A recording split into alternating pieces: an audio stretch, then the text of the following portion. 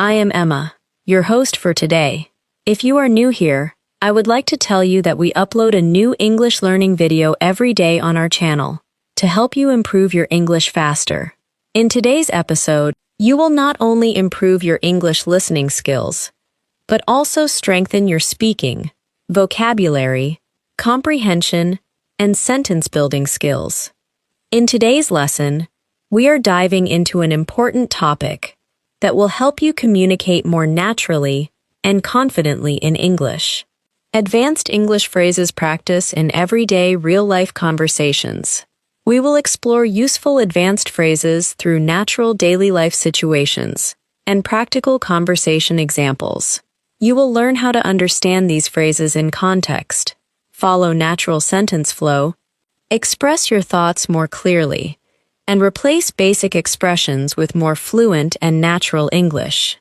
Whether you are speaking with friends, communicating at work, solving everyday problems, sharing your opinions, making polite requests, responding to unexpected situations, or taking part in casual conversations, these advanced phrases will help you sound more confident, expressive, and natural.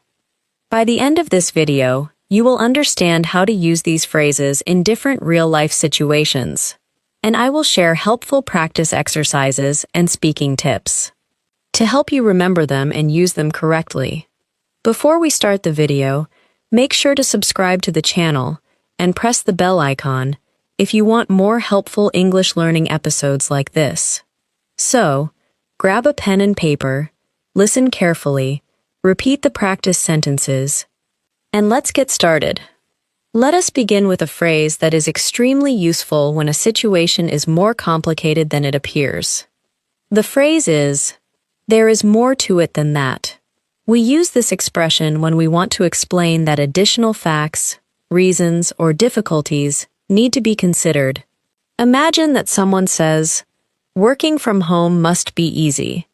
You could respond, "It may look easy, but there is more to it than that. I have several deadlines, long meetings, and many responsibilities." This phrase helps you move beyond a simple explanation and introduce a deeper point. Listen carefully and repeat the complete phrase, "There is more to it than that." Now, repeat the complete example. People often think that learning English is only about memorizing words, but there is more to it than that. This sentence explains that pronunciation, listening, speaking practice, confidence, and regular exposure are also important parts of learning English. You can use this phrase during family conversations, workplace discussions, social situations, and everyday disagreements. Imagine that a friend says, "Why do you not simply move to another apartment?" A natural response would be, "There is more to it than that. I have a rental agreement, moving expenses, and my daily commute to consider." This answer sounds calm and thoughtful. It does not reject the suggestion rudely. Instead, it shows that the situation includes several important details. Listen to another complete example. Starting a business may sound exciting, but there is more to it than that. You need a clear plan, enough money, reliable customers, and the patience to handle unexpected problems. Repeat that sentence slowly, and then repeat it again at a natural speaking speed. Now, listen to a short everyday situation. A friend says, "You should accept the first job offer you receive." The other person responds, "There is more to it than that.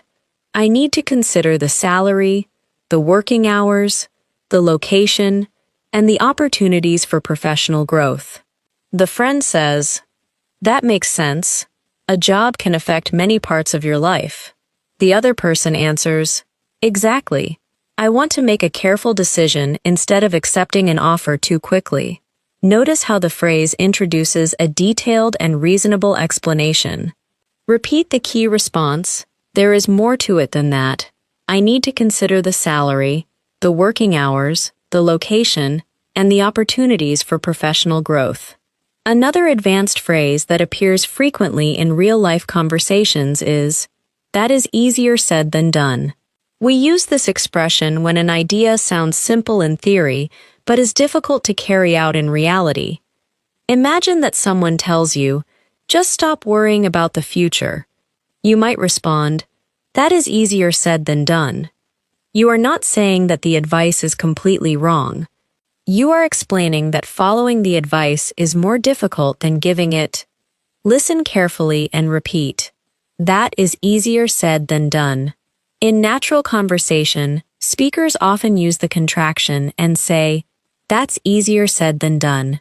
Repeat the complete example. Waking up at 5 every morning is easier said than done when you regularly work late at night. This phrase is useful when discussing habits, health, finances, relationships, work, and personal goals. Someone may say, "You should save half of your salary every month." A natural response would be, "That's easier said than done when you have rent, bills, transportation costs, and groceries to pay for." Someone else might say, "You should speak English without translating in your mind." A learner could respond, "That's easier said than done, but I am practicing every day." This response sounds realistic without sounding negative. It recognizes the difficulty while also showing determination. Listen to another example. Staying calm during a stressful meeting is easier said than done, although preparing in advance can make it easier. Repeat the entire sentence, paying attention to the natural rhythm of the phrase. Imagine a workplace conversation. A coworker says, "We should complete the entire project by tomorrow afternoon."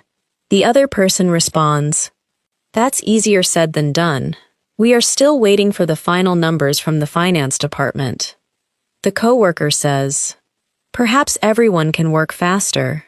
The other person replies, "We can certainly make an effort, but we also need to be realistic about the amount of work involved." The coworker then says, "You are right. We should finish the most urgent tasks first and give the manager an accurate update." This conversation demonstrates how the phrase can introduce a practical explanation without creating unnecessary conflict. Repeat the main response. "That's easier said than done. We are still waiting for the final numbers from the finance department." The next phrase is, "I see where you are coming from." This expression means that you understand another person's opinion, feelings, or reasoning, even when you do not completely agree. It is one of the most valuable phrases for polite disagreement.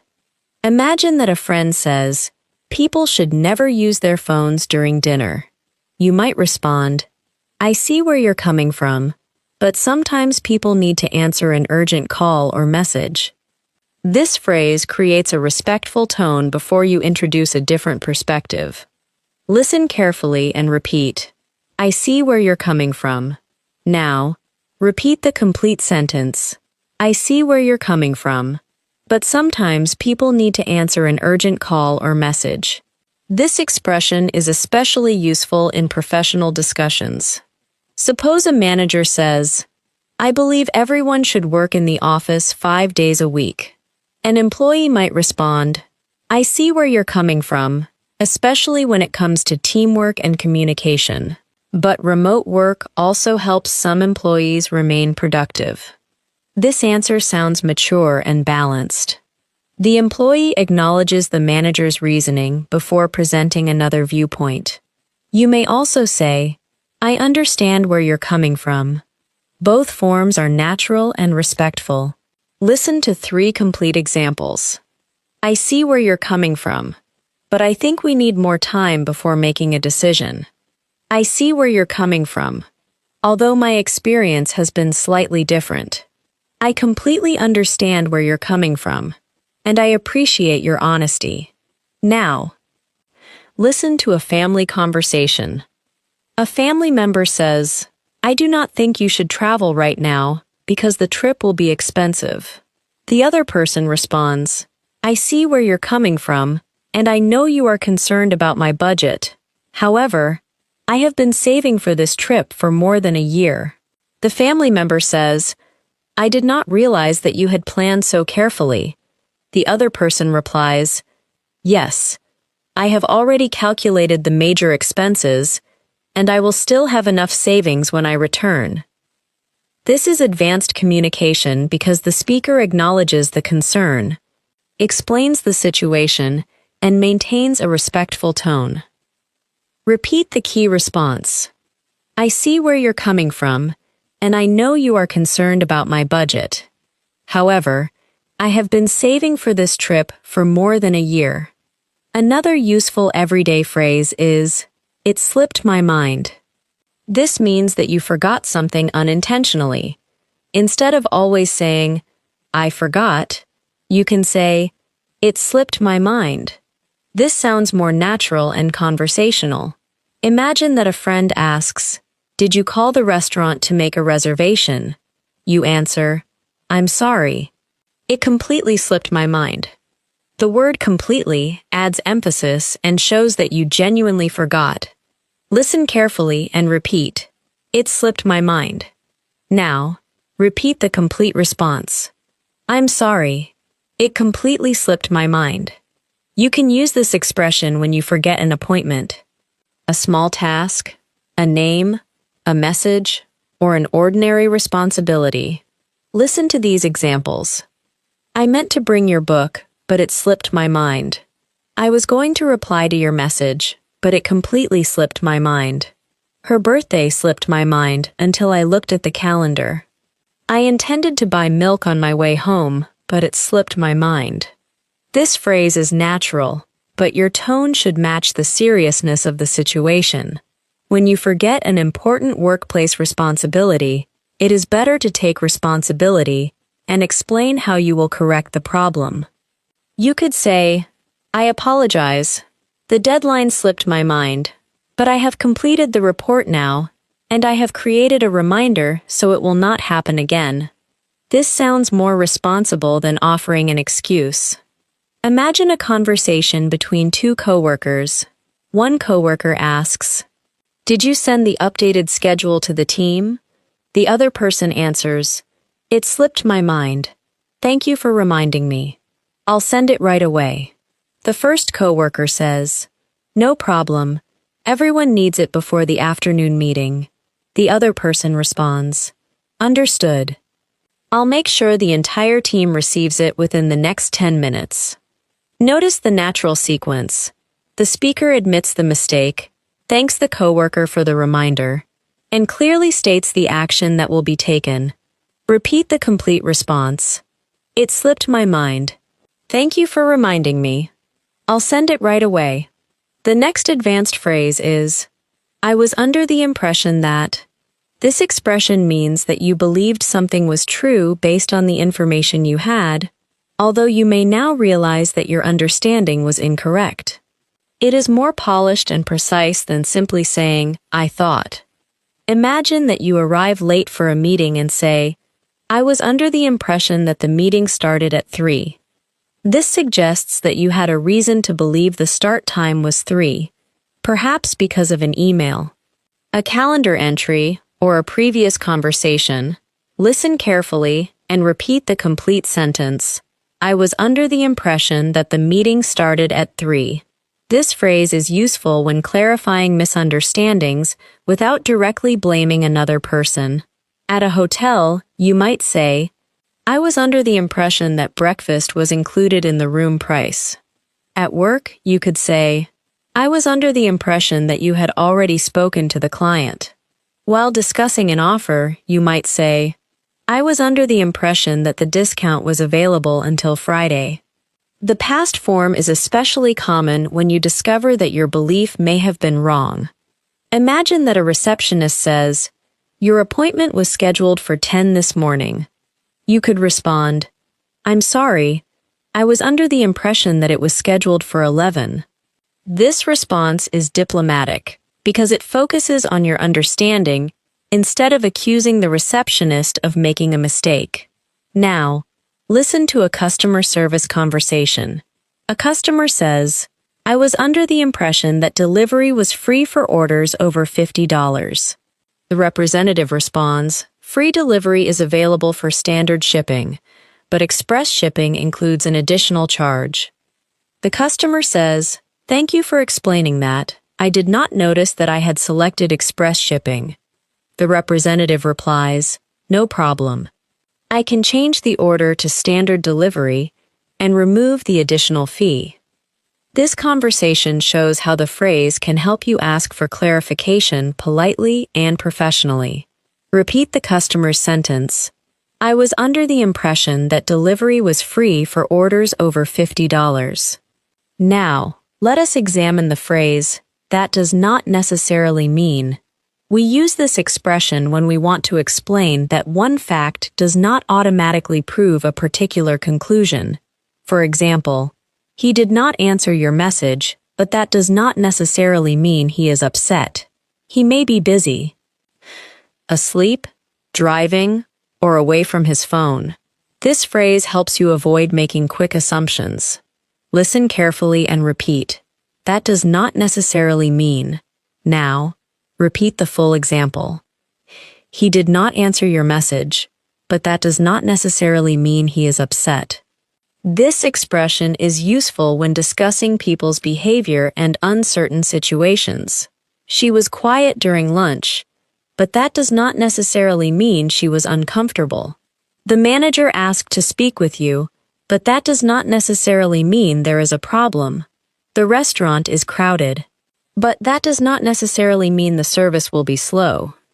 "The interview was short, but that does not necessarily mean the company was not interested." It is also useful for encouraging English learners. "You made a mistake, but that does not necessarily mean your English is poor."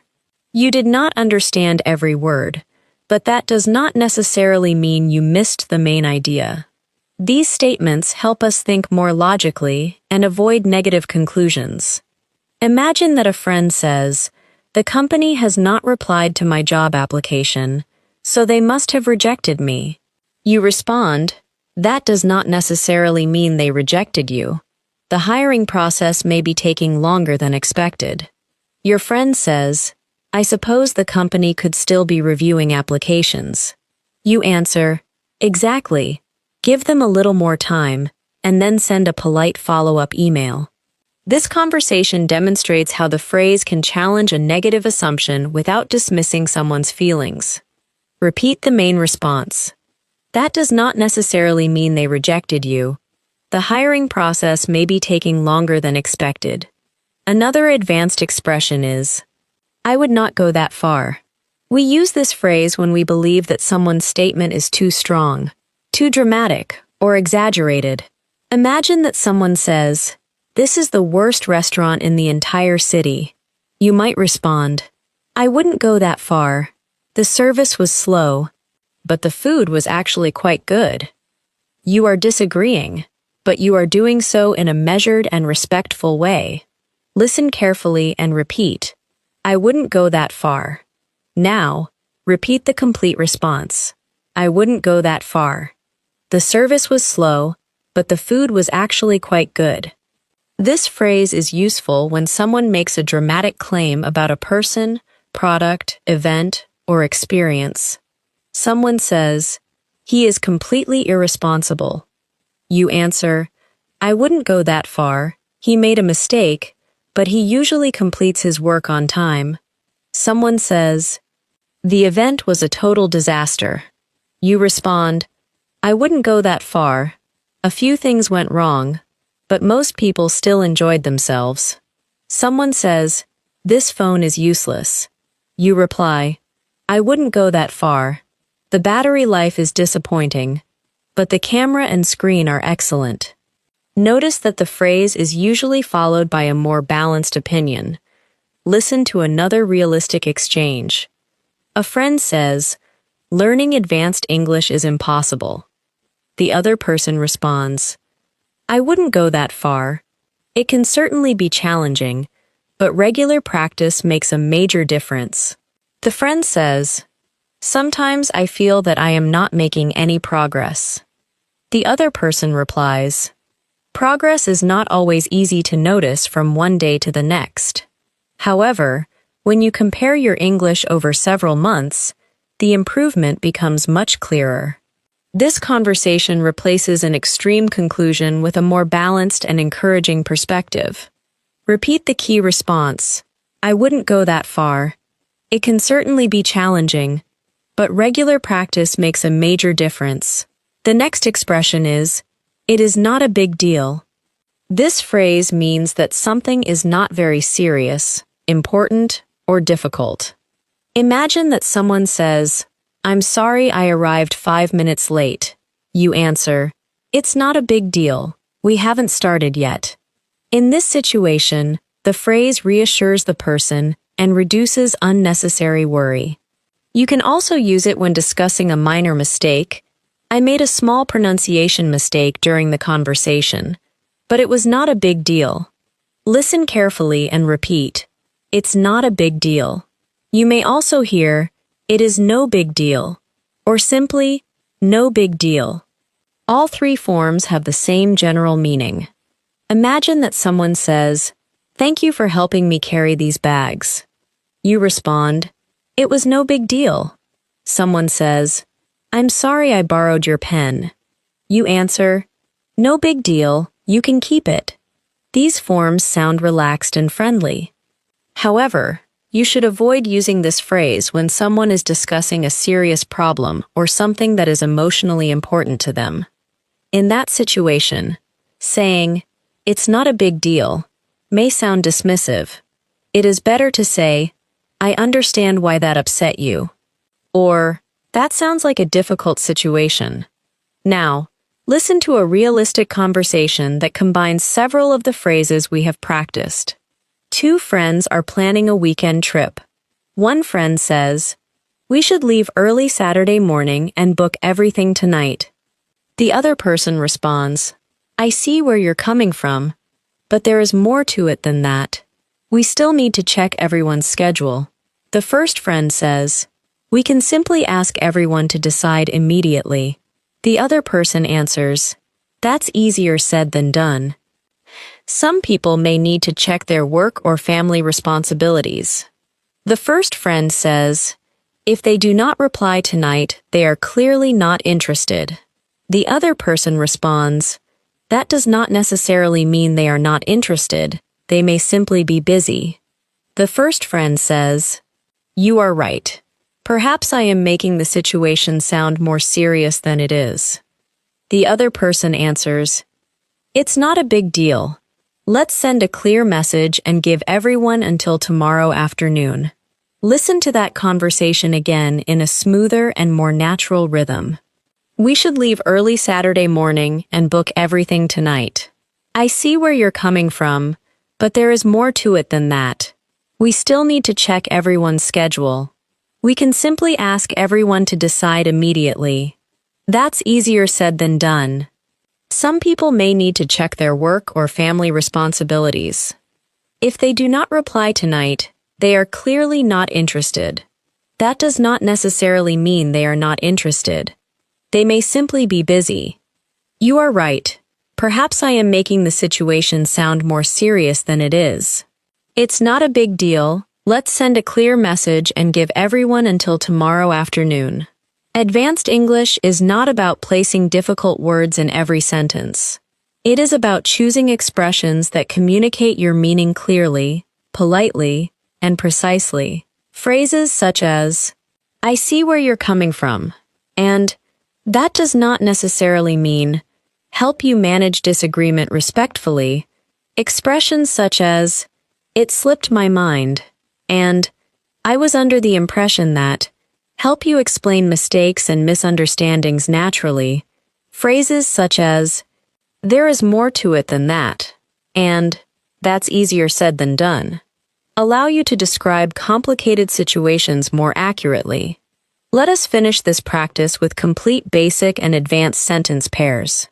Listen to the basic sentence first, and then repeat the complete advanced version. The basic sentence is, I understand your opinion, but I disagree. The advanced version is, I see where you're coming from, but I look at the situation differently. Repeat it again. I see where you're coming from, but I look at the situation differently. The basic sentence is, I forgot to call him. The advanced version is, calling him completely slipped my mind. Repeat the advanced sentence. Calling him completely slipped my mind. The basic sentence is, I thought the appointment was tomorrow. The advanced version is, I was under the impression that the appointment was tomorrow. Repeat it slowly and clearly. I was under the impression that the appointment was tomorrow. The basic sentence is, your advice sounds simple, but it is difficult to follow. The advanced version is, that is easier said than done. Repeat it with a natural rhythm. That is easier said than done. The basic sentence is, one fact does not prove that conclusion. The advanced version is, that does not necessarily mean your conclusion is correct. Repeat the complete sentence.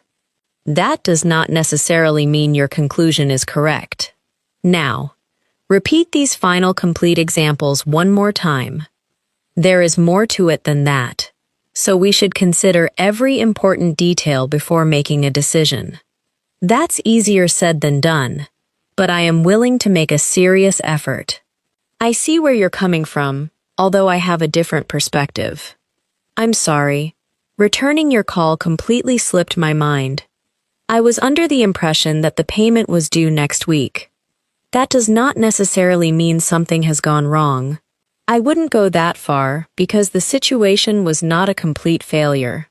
It's not a big deal, and the problem can be corrected quickly. Repeat each sentence at a comfortable speed, focus on the meaning, and then say it again with a smoother and more natural rhythm. Another highly useful phrase for real-life conversations is, as far as I know. We use this expression when we believe something is true based on the information available to us, but we do not want to claim complete certainty. This phrase is especially helpful when discussing schedules, plans, workplace information, travel details, or anything that may change. Imagine that a coworker asks, "Is the meeting still scheduled for Thursday?" You could respond, "As far as I know, the meeting is still scheduled for Thursday afternoon." This answer sounds more careful than simply saying, "Yes," because you are making it clear that you are sharing your current understanding. Listen carefully and repeat the complete phrase, "As far as I know." Now, repeat the full sentence. As far as I know, the meeting is still scheduled for Thursday afternoon. You can use this phrase in many daily situations. At work, you might say, "As far as I know, the manager has not approved the proposal yet." While making travel plans, you could say, "As far as I know, the last train leaves at 10:30, during a family conversation. You might say, "As far as I know, everyone is available for dinner on Sunday." The expression helps you sound accurate and responsible because it leaves room for new information. Listen to another example. As far as I know, the store accepts returns within 30 days. But we should check the receipt to be certain. Repeat the complete sentence slowly, and then repeat it again at a natural pace. Imagine a conversation between two coworkers. One person asks, "Has the client confirmed the final design?" The other person replies, "As far as I know, the client is still reviewing it." The first person says, "Should we begin preparing the next stage?" The other person answers, "We can prepare the materials, but I would wait for written approval before making any permanent changes." The first person responds, "That sounds reasonable. I'll organize everything so we can move quickly once the approval arrives." Notice how, "as far as I know," communicates useful information without presenting an uncertain fact as completely confirmed. A related phrase is, "to the best of my knowledge." This expression has a similar meaning, but it sounds slightly more formal. It is often used in professional discussions, official explanations, or situations where accuracy is important. For example, "To the best of my knowledge, all of the invoices have been paid." You are saying that based on everything you currently know, the statement is correct. However, You are also acknowledging that there may be information you have not seen. Listen carefully and repeat, to the best of my knowledge. Now, repeat the full example, to the best of my knowledge. All of the invoices have been paid. This phrase can be used when answering questions about records, procedures, events, or responsibilities. To the best of my knowledge, no one has reported a problem with the system. To the best of my knowledge, the documents were sent yesterday morning. To the best of my knowledge, the building will remain open during the renovations. In casual conversations, as far as I know is usually more natural. In formal or professional settings, to the best of my knowledge can sound more precise. Compare these two sentences. As far as I know, Sarah is working from home today. To the best of my knowledge, the contract has not been changed. Both are correct, but the second sounds more formal and official. The next phrase is, I will keep that in mind. This means that you will remember and consider someone's advice, information, or request in the future. It is a polite and useful response when another person gives you a suggestion. Imagine that a coworker says, the traffic is usually heavy after 5, so you may want to leave a little earlier. You could respond, thanks. I'll keep that in mind.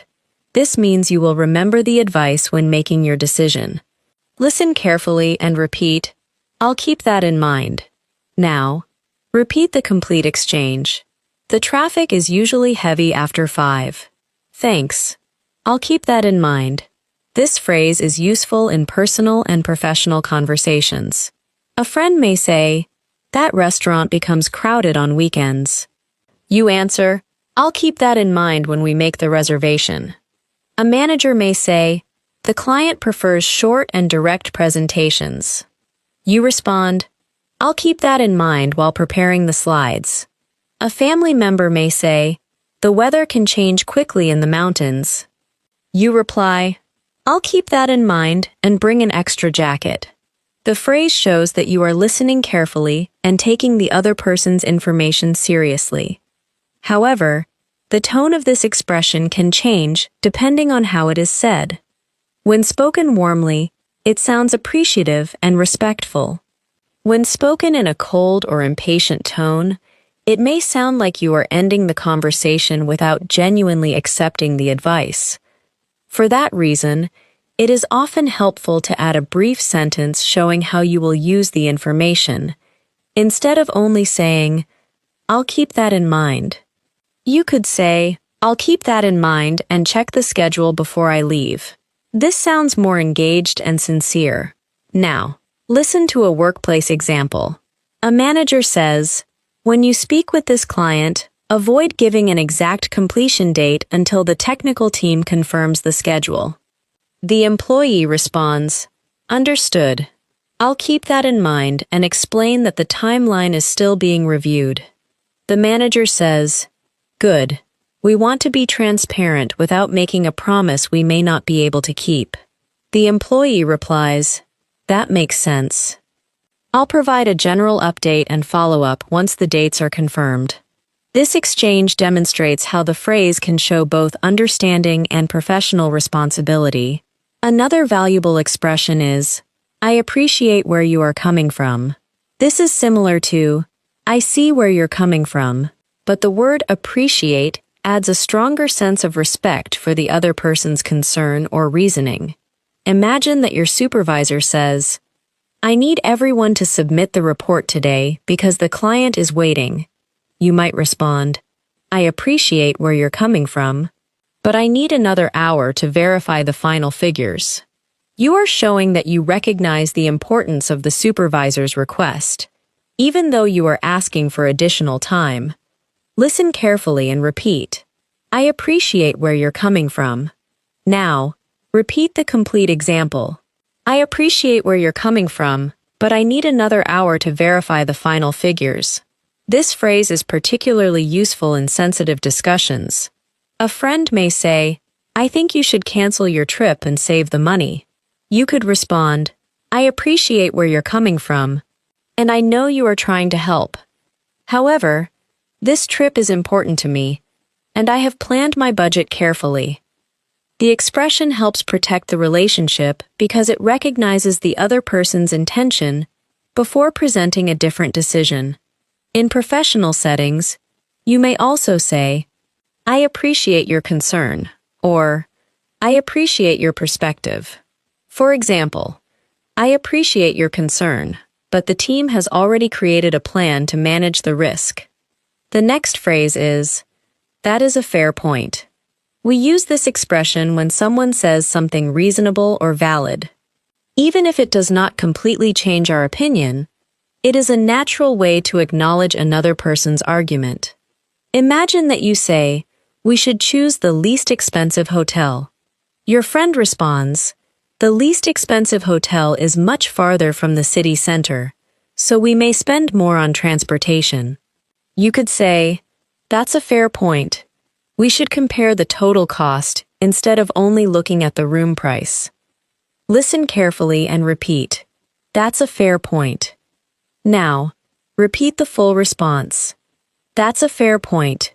We should compare the total cost instead of only looking at the room price."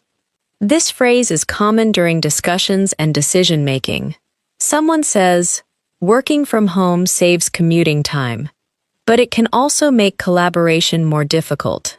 You respond, "That's a fair point." Someone says, "The new phone is expensive, but it may last longer than the cheaper model." You answer, "That's a fair point. The long-term value is worth considering." The expression signals that you are willing to listen and evaluate ideas rather than defending your original opinion automatically. Imagine a family discussion about buying a new car. One person says, "We should choose the larger model because it has more space." The other person responds, "The larger model also uses more fuel and will cost more to maintain." The first person says, "That's a fair point. We need enough space, but we should also think about the monthly expenses." The other person replies, "Exactly. Perhaps we can test both models and compare them carefully." This conversation sounds balanced because both speakers respond to the actual reasoning instead of repeating their original positions. A slightly stronger variation is, "You have a point." This means that the other person has made a convincing or reasonable observation. For example, "You have a point. Leaving earlier would give us more time in case there is traffic." In natural speech, you may also hear, "You do have a point." The word do adds emphasis. "You do have a point. We should not make a decision until we know the full cost." Repeat these complete sentences. "You have a point. We should look at the situation more carefully." "You do have a point. Waiting one more day may help us make a better decision." Another advanced phrase is, "I am not entirely convinced." We use this expression when we still have doubts about an idea, explanation, product, or decision. It sounds more thoughtful and diplomatic than saying, "I do not believe you," or "That is wrong." Imagine that someone says, "This new system will solve all of our problems." You might respond, "I'm not entirely convinced. It may improve efficiency, but we still need proper training and support." Listen carefully and repeat, "I'm not entirely convinced." Now, repeat the full response. "I'm not entirely convinced. It may improve efficiency, but we still need proper training and support." This phrase is useful when discussing advertisements, promises, plans, and opinions. "I'm not entirely convinced that the most expensive option is the best one." "I'm not entirely convinced that changing the schedule will solve the problem." "I'm not entirely convinced by his explanation." Notice the difference between "convinced that" and "convinced by." We say, "I'm not convinced that the plan will work." When a full statement follows, we say, "I'm not convinced by the argument," when a noun follows. Both forms are natural. Imagine that a salesperson says, "This membership will save you a large amount of money." The customer responds, I'm not entirely convinced. I would need to use the service several times a month for the membership to be worthwhile. The salesperson says, That is true. It is most useful for frequent customers. The customer replies, In that case, I think the standard option is more suitable for me. The customer does not reject the offer rudely. Instead, the phrase introduces a clear and reasonable concern. The next expression is, I would rather not jump to conclusions. To jump to conclusions means to form an opinion too quickly without having enough evidence. Saying, I would rather not jump to conclusions shows that you want to wait for more facts before deciding what happened. Imagine that a colleague says, The manager canceled the meeting because our project is in trouble. You could respond, I'd rather not jump to conclusions. The meeting may have been canceled for an unrelated reason. Listen carefully and repeat. I'd rather not jump to conclusions. Now, repeat the complete example. I'd rather not jump to conclusions. The meeting may have been canceled for an unrelated reason. This phrase is useful whenever information is incomplete. A friend says, She has not replied, so she must be angry with me. You respond, I'd rather not jump to conclusions. She may simply be busy.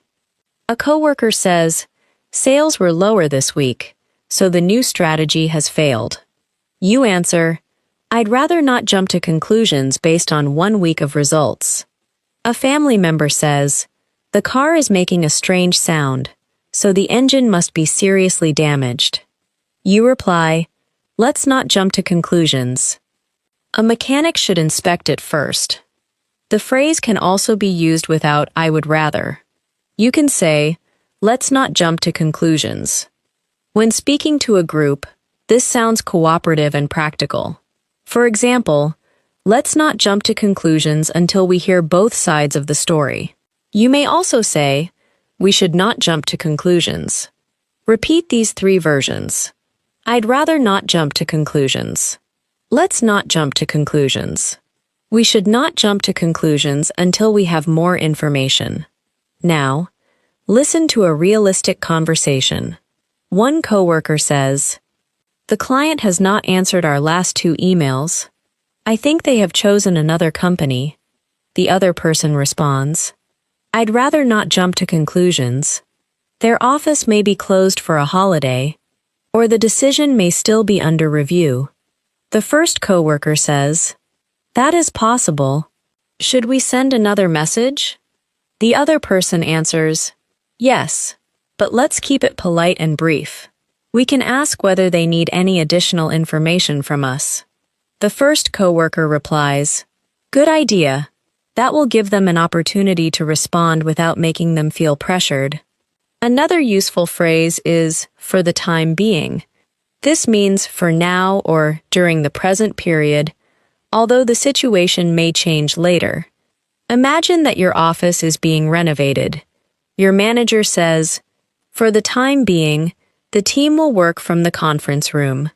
This arrangement is temporary. Listen carefully and repeat. For the time being. Now, repeat the complete sentence. For the time being, the team will work from the conference room. You can use this phrase when discussing temporary plans, solutions, or conditions. For the time being, I am using my old phone. For the time being, we will continue with the current schedule. The elevator is being repaired, so we will need to use the stairs for the time being. I have not found a permanent apartment yet, so I am staying with a friend for the time being. The phrase clearly communicates that the current situation is not necessarily permanent. Compare for the time being with from now on. For the time being describes a temporary arrangement. From now on describes a change that is expected to continue. For example, for the time being, meetings will be held online means the arrangement may change later. From now on, all reports must be submitted electronically, suggests a permanent new rule. Listen to both examples again and notice the difference in meaning. Imagine that a family's washing machine stops working. One person says, "The repair company cannot come until Friday." The other person responds, "For the time being, we can use the laundromat near the grocery store." The first person says, "That should work. I'll take the clothes there tomorrow morning." The other person answers, "Once the machine is repaired, we can return to our normal routine." This is a simple but natural example of describing a temporary solution. The next phrase is, "It is only a matter of time." We use this expression when we believe something will definitely or very probably happen eventually. Imagine that someone is practicing English consistently but still feels nervous. You might say, "Keep practicing. It is only a matter of time before you become more confident." This means that confidence is expected to develop with continued practice. Listen carefully and repeat. It's only a matter of time. Now, repeat the complete sentence. It's only a matter of time before you become more confident. This phrase can describe positive or negative developments. With the company growing so quickly, it is only a matter of time before they need a larger office. The road is becoming more crowded every year, so it is only a matter of time before the city changes the traffic system. He has been working extremely hard, and it is only a matter of time before someone notices his effort. The phrase often uses before, followed by the expected event. Be careful with the tone because this expression can sound very certain. You should use it when you genuinely believe the result is highly likely. For example, "It is only a matter of time before this old computer stops working," suggests that the computer will almost certainly fail soon. In a supportive context, you might say, "You are improving every week.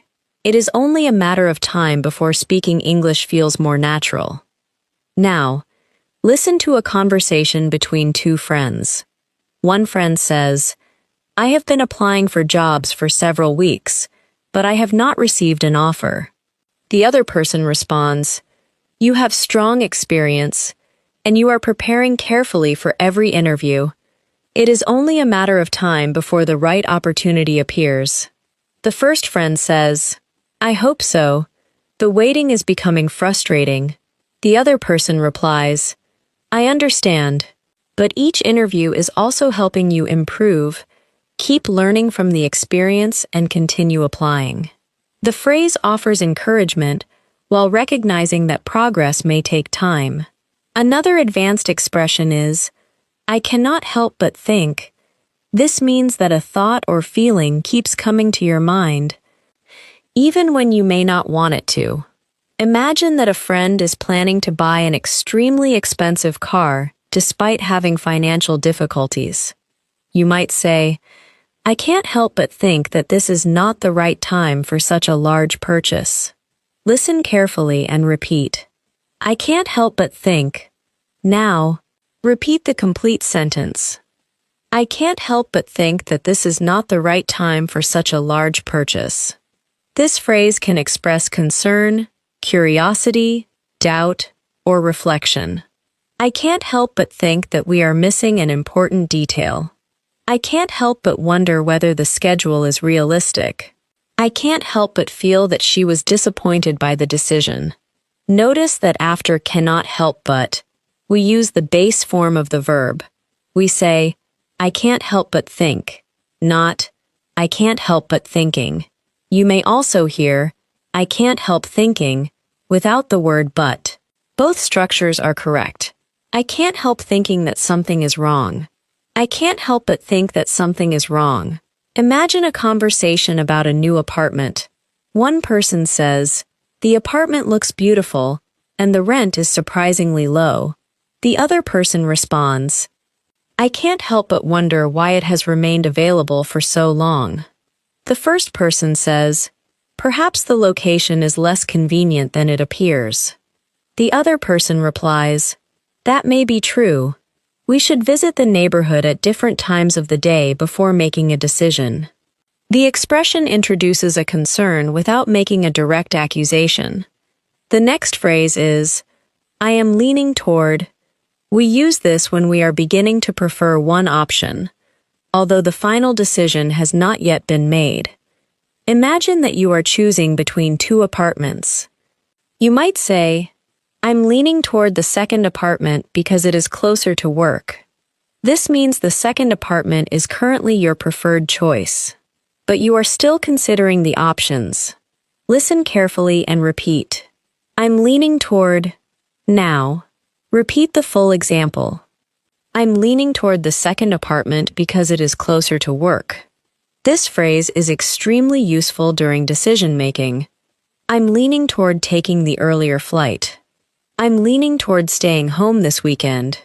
I'm leaning toward the less expensive option. At the moment. I'm leaning toward accepting the offer. You can also use leaning against when you are becoming less favorable toward something, although this is less common in everyday speech. For example, I'm leaning against buying the car because the maintenance costs are too high. Imagine that two friends are choosing a restaurant. One person says, the Italian restaurant has excellent reviews, but it is quite expensive. The other person responds, the Thai restaurant is more affordable and closer to the theater. The first person says, I'm leaning toward the Thai restaurant. It seems more convenient, and we will have more time before the movie. The other person replies, I agree. Let's make a reservation so we do not have to wait. The phrase allows the speaker to express a preference without making the decision sound final too early. Another strong phrase for decision-making is, I have mixed feelings about it. This means that you have both positive and negative feelings about something. Imagine that your company introduces a new work schedule. You might say, I have mixed feelings about it. I like finishing earlier. But starting work at 7 will be difficult. Listen carefully and repeat, I have mixed feelings about it. Now, repeat the complete example. I have mixed feelings about it. I like finishing earlier, but starting work at 7 will be difficult. This expression is useful when discussing changes, relationships, purchases, moves, and life decisions. I have mixed feelings about moving to another city.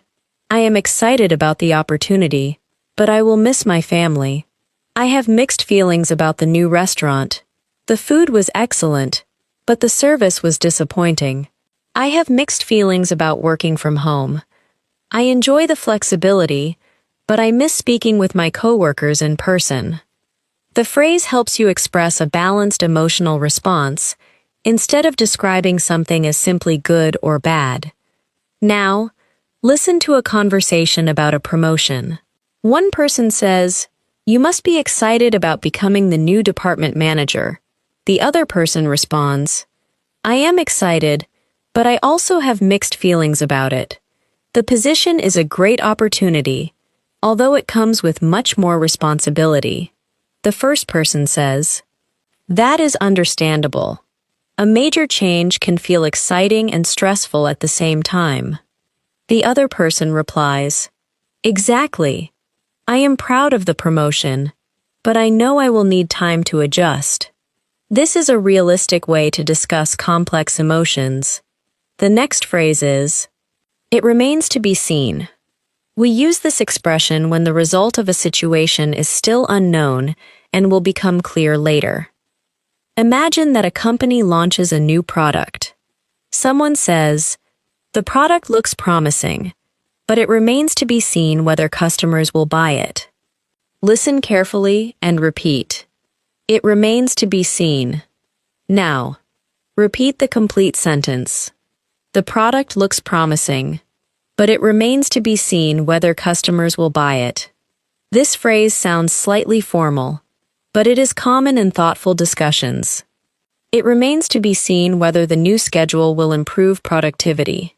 The team has made several changes, but it remains to be seen whether they will solve the problem. The restaurant has received a lot of attention, although it remains to be seen whether it can maintain its quality. The expression is useful when you want to avoid making a prediction before enough evidence is available.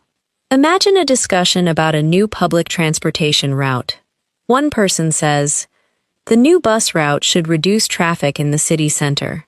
The other person responds, "It may help, but it remains to be seen how many people will actually use it." The first person says, "That is true. The route will only succeed if it is reliable and convenient." The other person replies, "We should have a clearer picture after the first few months."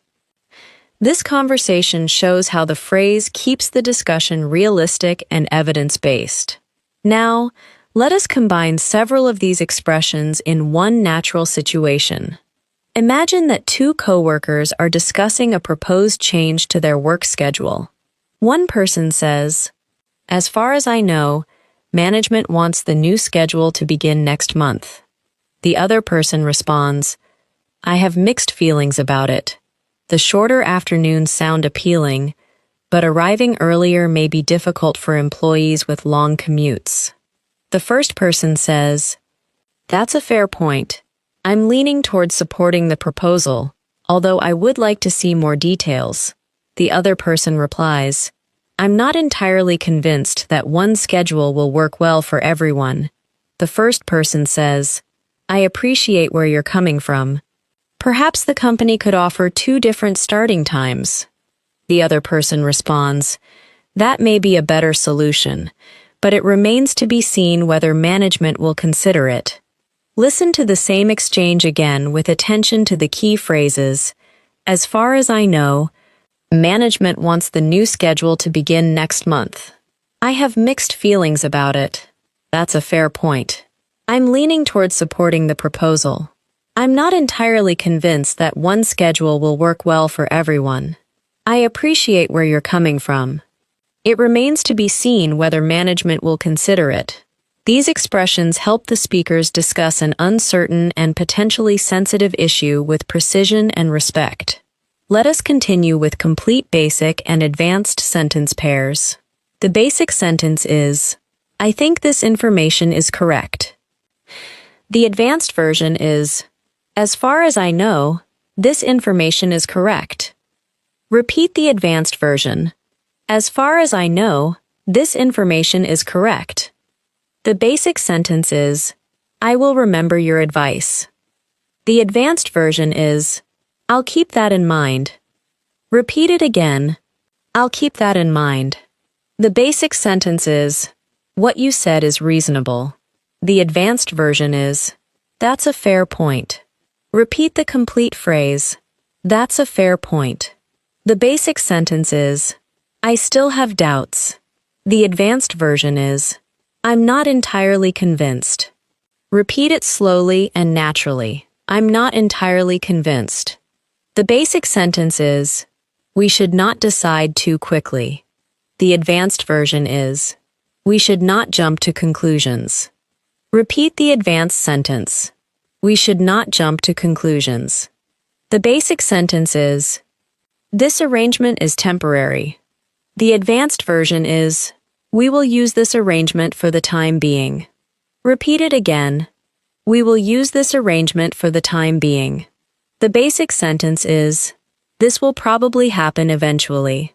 The advanced version is, "It is only a matter of time before it happens." Repeat the complete sentence. "It is only a matter of time before it happens." The basic sentence is, "I am starting to prefer the first choice." The advanced version is, "I'm leaning toward the first option." Repeat it clearly. "I'm leaning toward the first option." The basic sentence is, "I feel both positive and negative about the change." The advanced version is, "I have mixed feelings about the change." Repeat it again. "I have mixed feelings about the change." The basic sentence is, "We do not know the result yet." The advanced version is, "It remains to be seen what the result will be." Repeat the full sentence. "It remains to be seen what the result will be." Now, repeat these complete phrases in realistic sentences. "As far as I know, the appointment has not been canceled." To the best of my knowledge, every required document has been submitted. Thank you for the advice. I'll keep that in mind. That's a fair point, and we should consider it before making a decision. I'm not entirely convinced that the new plan will save money. I'd rather not jump to conclusions until we receive the full report. For the time being, we will continue using the current system. It is only a matter of time before your consistent practice produces stronger results. I can't help but think that we have overlooked something important. I'm leaning toward accepting the second offer. I have mixed feelings about moving away from my hometown. The plan sounds promising, but it remains to be seen whether it will work in practice. Repeat each sentence with a calm and natural rhythm. Focus on the complete thought rather than individual words. These phrases are especially valuable because they help you express uncertainty, respect, caution, preference, and balanced opinions. They allow you to communicate like a thoughtful speaker who understands that real-life situations are often complex. When you use expressions such as, "That's a fair point," "I'm not entirely convinced," and "It remains to be seen," your English becomes more precise without becoming unnatural or unnecessarily formal. Another highly useful phrase for everyday real-life conversations is, "that being said." We use this expression when we want to introduce a contrast, limitation, or different perspective after making a statement. It is similar to saying, "however," but it often sounds more natural in spoken English. Imagine that someone says, "Working from home gives me more flexibility. That being said, I sometimes miss speaking with my coworkers in person." The first sentence presents a positive point, while the second adds a different side of the situation. Listen carefully and repeat, "that being said." Now, repeat the complete example. Working from home gives me more flexibility. That being said, I sometimes miss speaking with my coworkers in person. This phrase is useful when you want to sound balanced rather than completely positive or completely negative. You might say, "The hotel was comfortable and conveniently located. That being said, the room was smaller than I expected." You could also say, "The new software has several useful features. That being said, it will take the team some time to learn how to use it properly." In both examples, the speaker acknowledges one side before introducing another important point. The phrase allows the conversation to move naturally without making the contrast sound too sharp. Imagine two friends discussing a restaurant. One person says, "The food was fresh and the staff was very friendly." The other person responds, "That sounds like a good experience." The first person continues, "It was. That being said, the prices were much higher than I expected." The other person says, "In that case, it may be better for a special occasion than an ordinary dinner." The first person replies, "I agree. I would go back.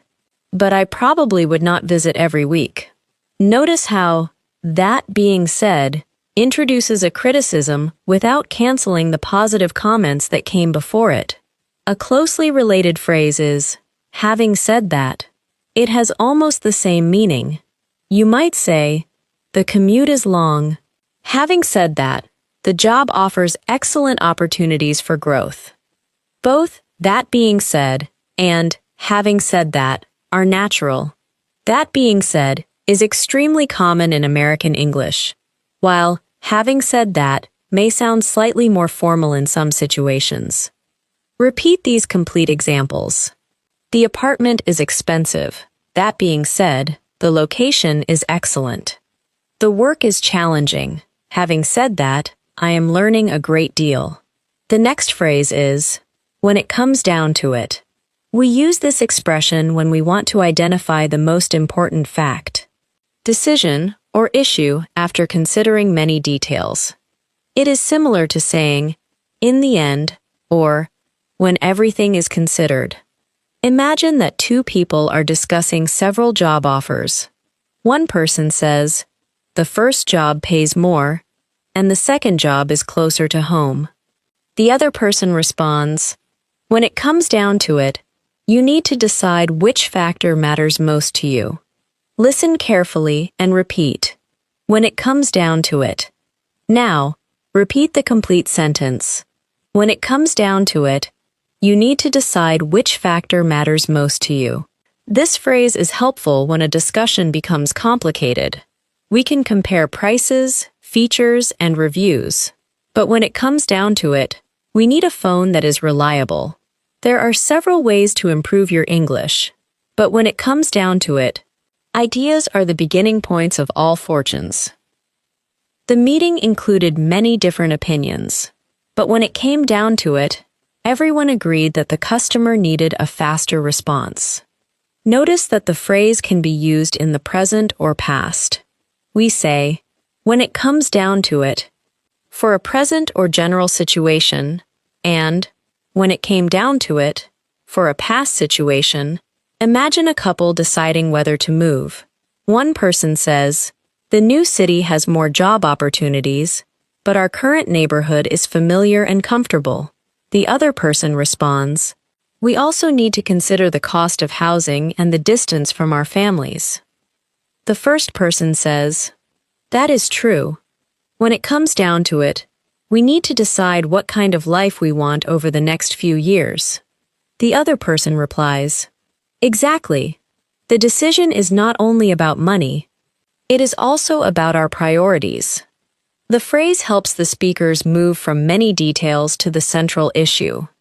Another useful expression is, "at the end of the day." This phrase also means that after considering everything, one fact remains most important.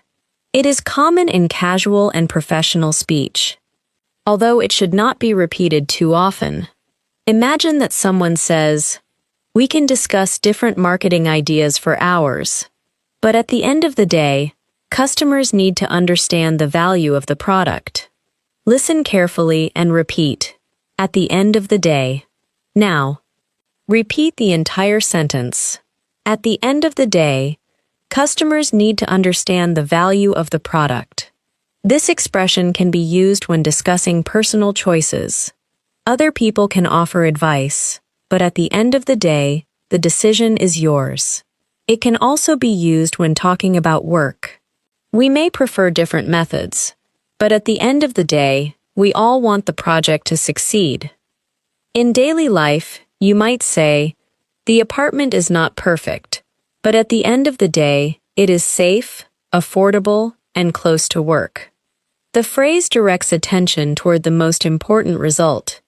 Listen to a short conversation. A friend says, "Everyone has a different opinion about what I should study." The other person responds, "Advice can be useful, but at the end of the day, you are the one who will spend years working in that field." The friend says, "That is exactly why the decision feels so difficult." The other person replies, "Take your time, research the options carefully, and choose the path that fits your abilities and goals." This exchange shows how the phrase can help someone focus on personal responsibility. The next advanced phrase is, "I would take that with a grain of salt." We use this expression when we believe that information may not be completely accurate, reliable, or objective. It does not mean that the information is definitely false. It means we should be cautious about believing it fully. Imagine that a friend says, "Someone online claims that this course will make you fluent in English in 7 days." You could respond, "I would take that claim with a grain of salt." Listen carefully and repeat, "I would take that with a grain of salt." Now, repeat the complete example. "I would take that claim with a grain of salt because language learning requires time and consistent practice." This phrase is useful when discussing rumors, advertisements, online reviews, predictions, and personal opinions. He says the company will double everyone's salary next month. But I would take that with a grain of salt. Some online reviews may be exaggerated, so take them with a grain of salt. The salesperson promised that the product would solve every problem, but I took that statement with a grain of salt. The phrase can be used in the present as a command, or in the past. Imagine that two coworkers are discussing an office rumor. One person says, "I heard that the company is planning to close this department." The other person responds, "Where did you hear that?" The first person says, "Someone mentioned it in the break room." The other person replies, "I would take that with a grain of salt." Until management makes an official announcement, we should not assume that the rumor is true. The first person says, "You are right. It is better to wait for reliable information." This conversation combines caution with a reasonable explanation. Another helpful phrase is, "There is no harm in." We use this expression when an action is safe, reasonable, or worth trying, even if it may not be necessary. Imagine that you are unsure whether a restaurant requires reservations. A friend says, "There is no harm in calling ahead." This means calling is unlikely to cause a problem and may be useful. Listen carefully and repeat. There is no harm in. Now, repeat the full example. There is no harm in calling ahead to make sure a table is available. This phrase is valuable when giving gentle advice. There is no harm in asking for clarification. There is no harm in bringing an extra jacket. There is no harm in comparing prices before making a purchase. There is no harm in sending a polite follow-up message. It often encourages someone to take a small, sensible action. The phrase sounds less forceful than saying, "You must do this." It presents the suggestion as practical and low risk. Imagine that a friend is preparing for a job interview. The friend says, "I have reviewed the company website, but I am not sure whether I need to practice my answers again." You respond, "There is no harm in practicing one more time, especially if it helps you feel more confident." The friend says, "I suppose another practice session could help me organize my thoughts." You answer, "Exactly. You do not need to memorize every sentence, but you should be able to explain your experience clearly." This exchange uses the phrase to offer supportive advice without creating pressure. A similar phrase is, "It cannot hurt to." For example, "It cannot hurt to check the address before leaving." This does not mean physical pain. It means the action is unlikely to create a problem and may be beneficial. You could say, "It cannot hurt to ask whether a discount is available." You might also say, "It cannot hurt to keep a copy of the document." Repeat the two forms. There is no harm in checking. It cannot hurt to check. The next phrase is, "It is worth a shot." We use this expression when something may succeed and is worth trying, even though the result is uncertain. Imagine that a store has a strict return policy, but your product stopped working after the deadline. A friend might say, "You can still contact customer service. It is worth a shot." Listen carefully and repeat, "It's worth a shot." Now, repeat the complete sentence. You can still contact customer service. It's worth a shot. This phrase is common when discussing opportunities, applications, requests, and possible solutions. The position requires more experience than I have, but applying is worth a shot. The restaurant may be fully booked, but calling them is worth a shot. I do not know whether the manager will approve the request, but it is worth a shot. The phrase does not promise success. It simply suggests that the possible benefit justifies the effort. Imagine that someone wants to reconnect with an old friend. The person says, "We have not spoken in years, and I am not sure whether I should send a message." The other person responds, "If the friendship was important to you, reaching out may be worth a shot." The first person says, "I worry that the message may feel awkward." The other person replies, "Keep it simple and sincere. You can say that you were thinking about them and wanted to see how they were doing." The phrase encourages action while respecting the uncertainty. Another useful expression is, it is a long shot. This means that something is unlikely to succeed, although it is not impossible. Imagine that you arrive at a fully booked hotel without a reservation. You might say, finding an available room tonight is a long shot, but we can ask. Listen carefully and repeat, it's a long shot. Now, repeat the complete example. Finding an available room tonight is a long shot, but we can ask. Compare, it is worth a shot, with, it is a long shot. It is worth a shot focuses on the idea that trying is worthwhile. It is a long shot focuses on the low probability of success. Both phrases may appear in the same sentence. Getting tickets at the last minute is a long shot, but checking the website is worth a shot. Repeat that sentence. Getting tickets at the last minute is a long shot, but checking the website is worth a shot. Imagine a workplace situation. An employee says, the deadline is tomorrow, but perhaps we can ask the client for an extension. A coworker responds, it may be a long shot because they already confirmed the schedule. The employee says, that is true, but it is worth a shot if we explain the technical problem honestly. The coworker replies, agreed, we should contact them immediately and offer a realistic new date. This exchange demonstrates the difference between recognizing a low chance of success and still deciding to try. The next phrase is, I do not want to make a big deal out of it. We use this expression when we do not want to treat a small problem as extremely serious or draw too much attention to it. Imagine that someone receives the wrong drink at a cafe. The person says, I do not want to make a big deal out of it. But I ordered tea, not coffee. Listen carefully and repeat. I don't want to make a big deal out of it. Now, repeat the complete sentence. I don't want to make a big deal out of it. But I ordered tea, not coffee. This phrase can make a complaint sound calmer, especially when the mistake is minor. I don't want to make a big deal out of it, but the bill includes an item we did not order. I don't want to make a big deal out of it, but the music is making it difficult to hear the conversation. I don't want to make a big deal out of it, but I would appreciate it if you returned the book this week. The phrase shows that you are trying to resolve the situation without unnecessary conflict. However, this expression should not be used to minimize a serious issue.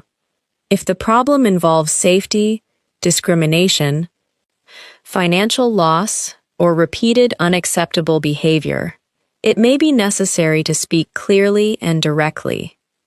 The phrase is more appropriate for small misunderstandings and manageable inconveniences. Advanced communication includes knowing when to soften a statement and when to state a concern firmly. Listen to a customer service conversation. A customer says, I don't want to make a big deal out of it, but I was charged twice for the same item. The representative responds, I am sorry about that. Let me review the receipt. The customer says, thank you.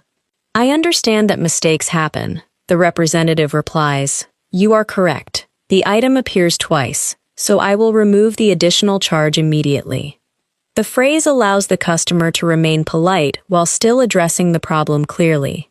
Another valuable expression is, that is beside the point.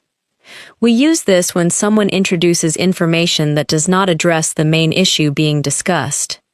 Imagine that a coworker says, I know the report was late, but the design looks excellent. You might respond, the design may be excellent, but that is beside the point. The client needed the report yesterday. Listen carefully and repeat. That is beside the point. Now, repeat the complete response. The design may be excellent, but that is beside the point. The client needed the report yesterday. This phrase can sound direct, so tone is important. In a sensitive conversation, a softer version may be better. You could say, I understand that, but I do not think it addresses the main issue. You could also say, that may be true, but the main concern is the missed deadline. These alternatives communicate the same idea more gently. That is beside the point, is useful when a discussion is moving away from the central issue, but it should be used respectfully. Imagine a family conversation. One person says, "You forgot to lock the front door last night." The other person responds, "Nothing happened, so everything is fine." The first person says, "That is beside the point. We need to lock the door because it is an important safety habit." The other person replies, "You are right. I will check it carefully before going to bed tonight."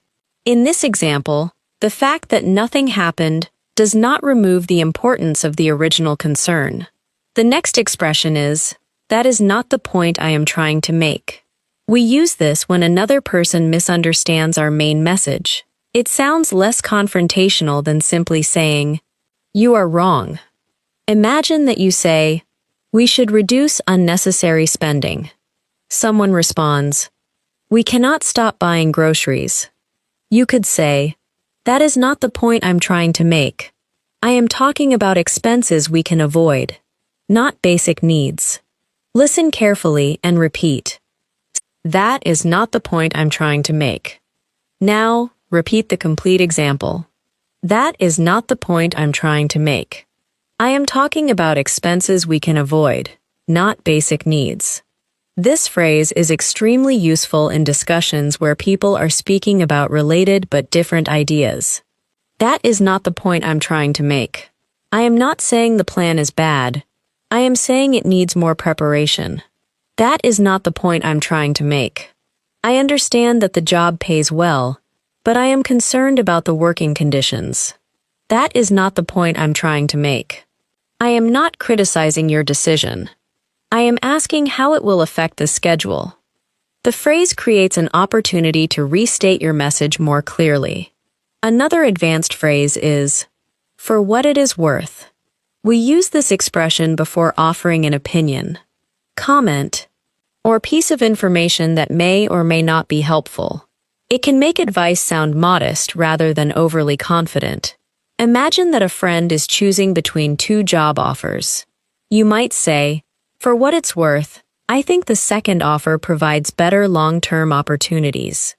Listen carefully and repeat, "for what it's worth." Now, repeat the complete sentence. For what it's worth, I think the second offer provides better long-term opportunities.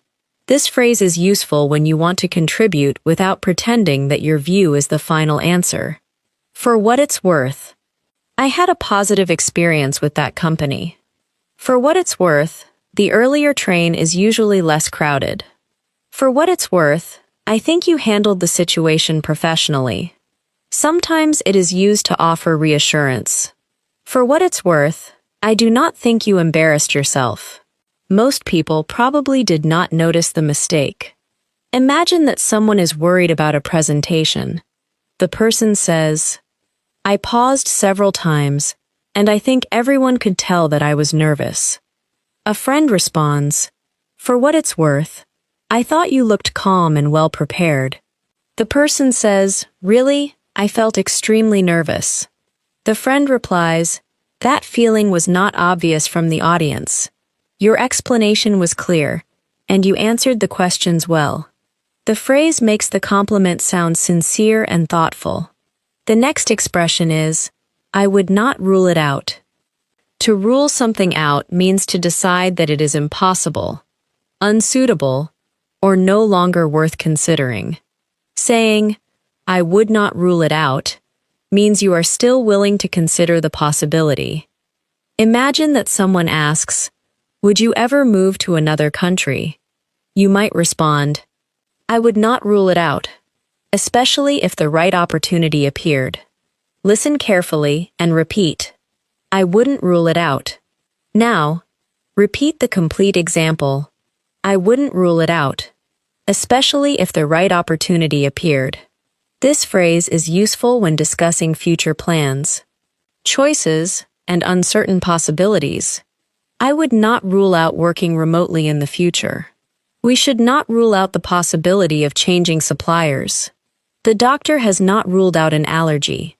In everyday conversation, you might say, I am not planning to buy a house this year, but I would not rule it out if prices became more affordable. Imagine two friends talking about a vacation. One person says, I thought you wanted to stay close to home this year. The other person responds, that is still my preference, but I would not rule out traveling abroad if we found an affordable package.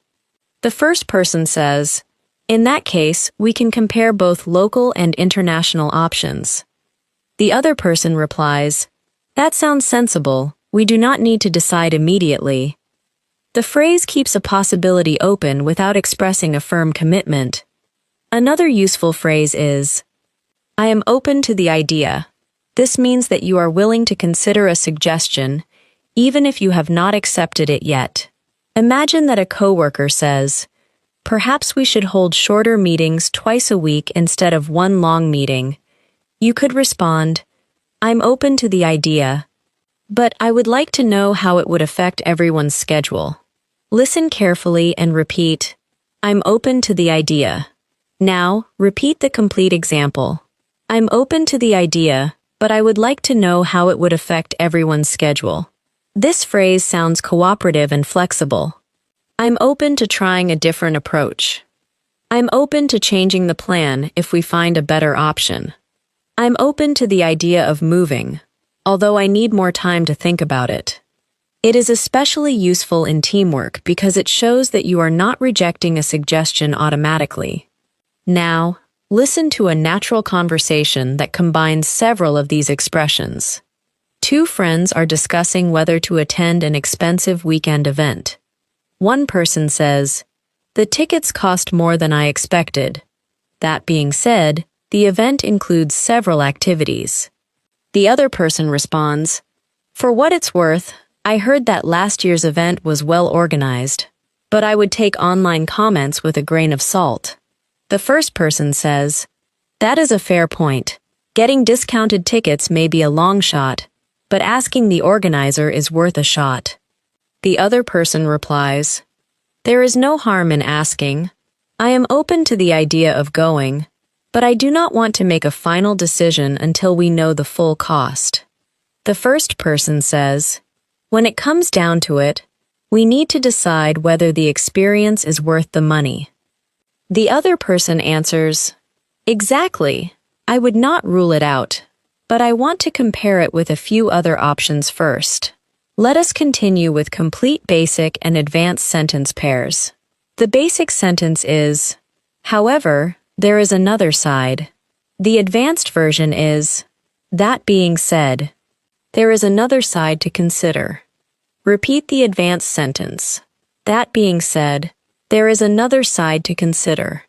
The basic sentence is, the most important thing is reliability. The advanced version is, when it comes down to it, reliability is the most important thing. Repeat it again. When it comes down to it, reliability is the most important thing.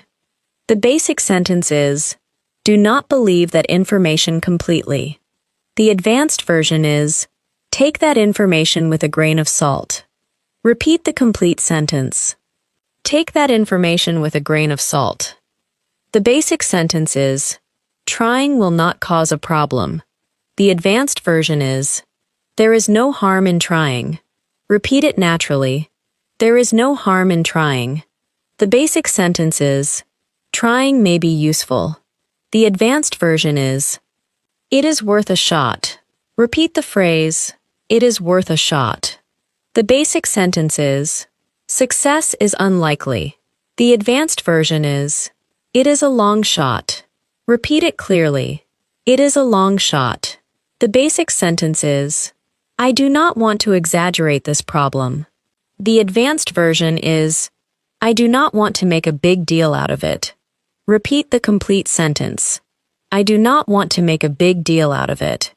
The basic sentence is, that information is not related to the main issue. The advanced version is, that is beside the point. Repeat it again, that is beside the point. The basic sentence is, You misunderstood my main message. The advanced version is, that is not the point I am trying to make.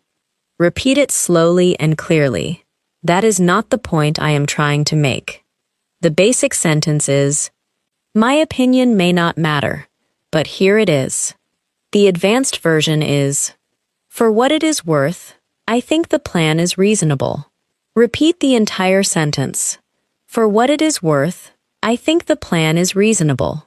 The basic sentence is, I am still willing to consider it. The advanced version is, I would not rule it out. Repeat the phrase, I would not rule it out. Now, repeat these final complete examples with a smooth and confident rhythm. The salary is attractive. That being said, the working hours may be difficult. When it comes down to it, we need a solution that everyone can follow. At the end of the day, the final decision belongs to you. I would take that rumor with a grain of salt until we receive official information. There is no harm in asking for a clearer explanation. The request may be rejected, but it is still worth a shot. Getting a reservation tonight is a long shot because the restaurant is usually full. I do not want to make a big deal out of it, but I would appreciate a correction. The price is beside the point because we are discussing safety. That is not the point I am trying to make. I am concerned about the timing, not the idea itself. For what it is worth, I think you made a thoughtful decision. I would not rule out changing the plan if new information becomes available. I am open to the idea, but I need more time to consider the details. These phrases help you express contrast, caution, possibility, disagreement, and openness in a more natural and precise way. They are especially useful because they allow you to manage real conversations without sounding overly direct. Instead of rejecting an idea immediately, you can say, I am open to the idea, or I would not rule it out.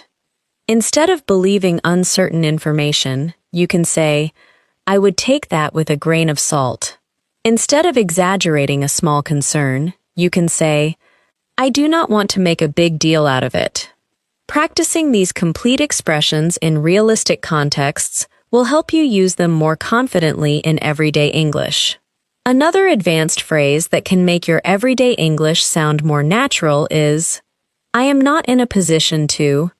We use this expression when we are unable to do something because we lack the authority, information, time, money, or appropriate circumstances. It sounds more professional and thoughtful than simply saying, I cannot. Imagine that a coworker asks, can you approve this expense today? You might respond, I'm not in a position to approve it because the department manager needs to review it first. Listen carefully and repeat, I'm not in a position to approve it. Now, repeat the complete sentence.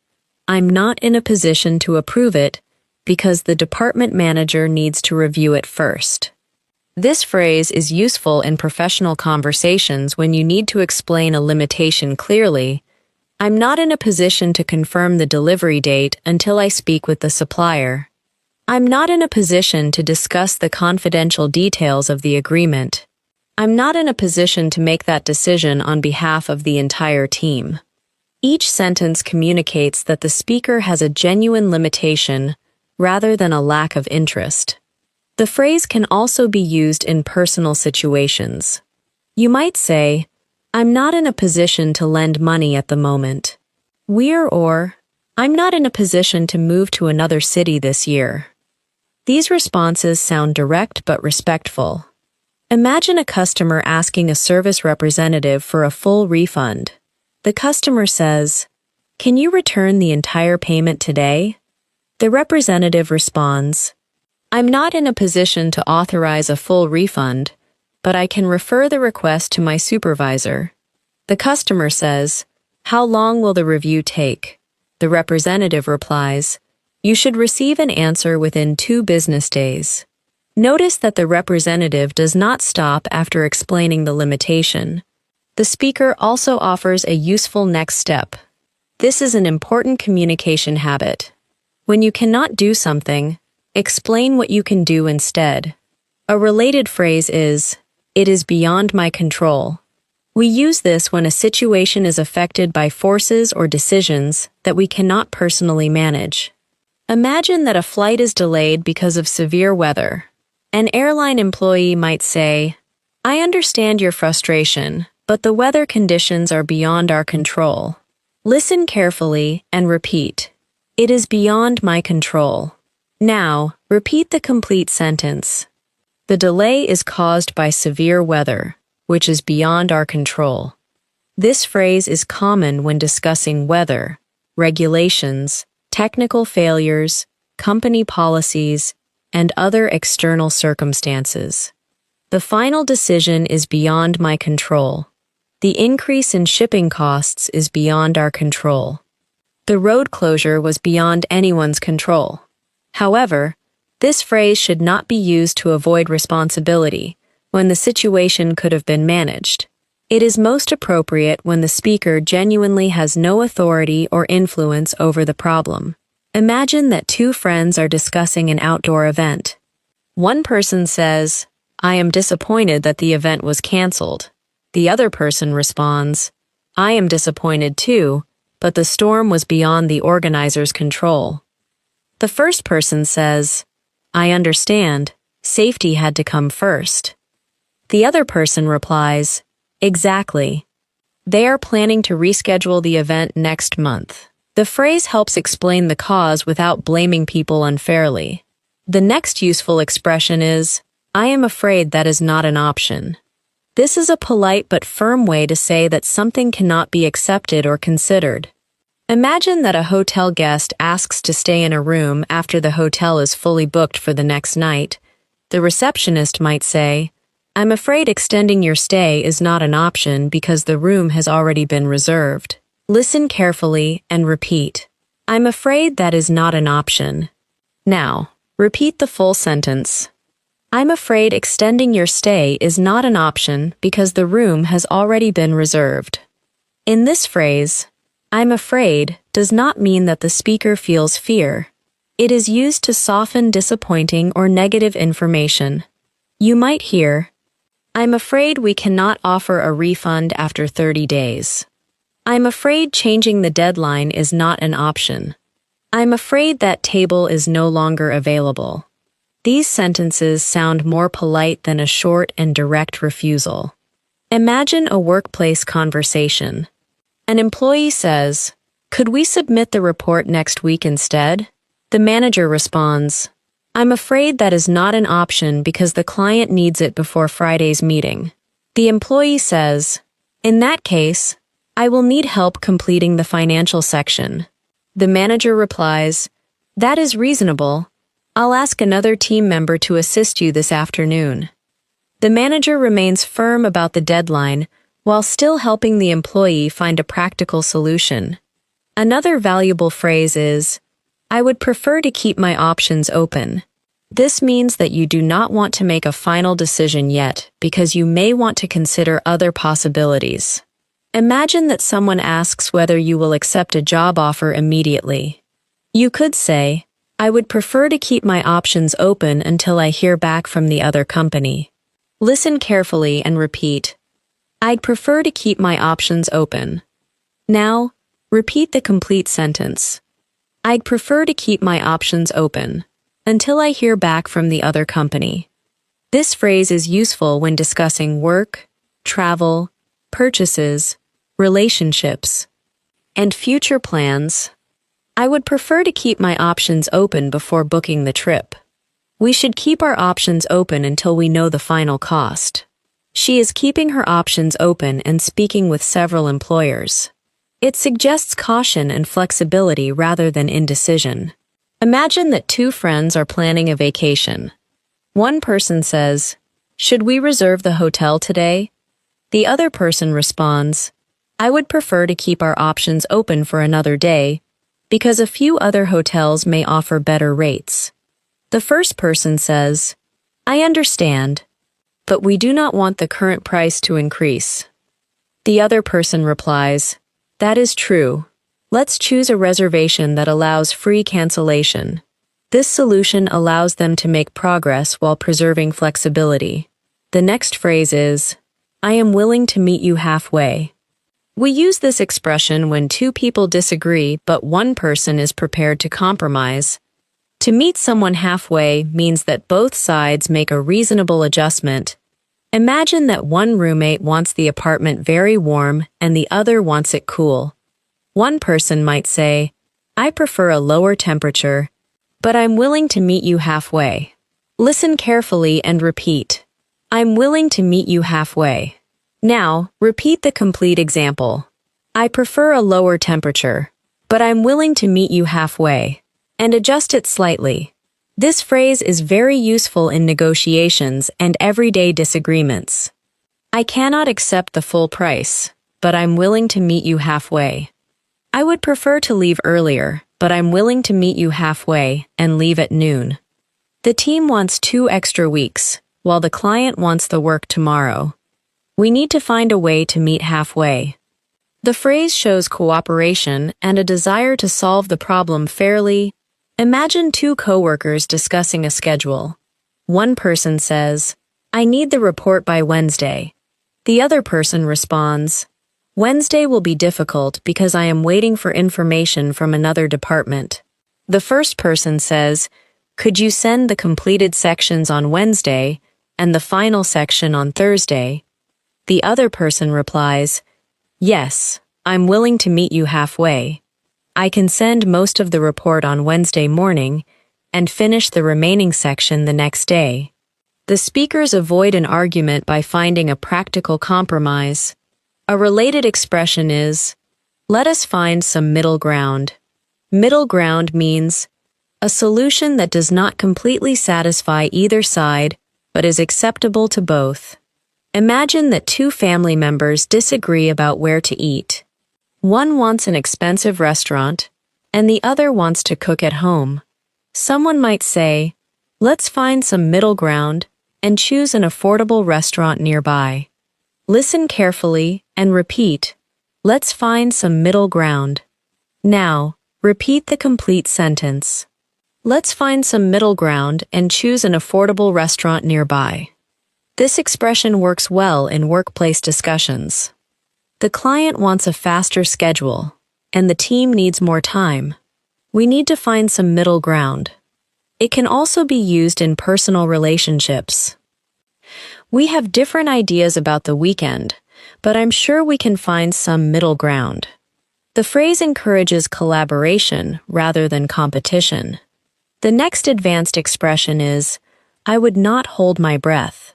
We use this when we believe something is unlikely to happen soon, or possibly unlikely to happen at all. Imagine that someone says, perhaps the company will reduce everyone's working hours next week. You might respond, I wouldn't hold my breath. This means you do not expect the change to happen. Listen carefully and repeat. I wouldn't hold my breath. Now, repeat the complete example. They may promise a quick decision, but I wouldn't hold my breath. This phrase is usually informal and can sound slightly skeptical. He said he would clean the garage today, but I wouldn't hold my breath. The store may lower the price, but I wouldn't hold my breath. She has promised to arrive on time, although I'm not holding my breath. The last example means the speaker does not strongly expect the promise to be kept. Because the phrase can sound sarcastic, you should use it carefully. It is more appropriate with friends or in relaxed conversations than in formal professional communication.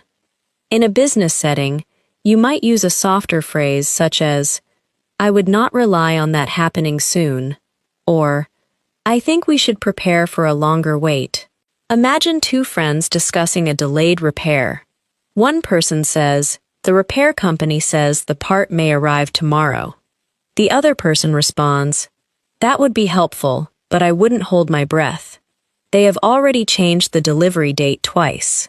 The first person says, then we should make another plan for the weekend. The other person replies, agreed. If the part arrives, that will be a pleasant surprise. The phrase communicates doubt based on previous experience. Another useful phrase is, I do not want to get my hopes up. This means that you do not want to become too excited about a positive result that is still uncertain. Imagine that you completed a strong job interview but have not received an offer. You might say, the interview went well, but I don't want to get my hopes up. Listen carefully and repeat. I don't want to get my hopes up. Now, repeat the full sentence. The interview went well, but I don't want to get my hopes up until I receive an official offer. This phrase can be used when waiting for results, approval, news, or opportunities. The apartment may become available. But I don't want to get my hopes up.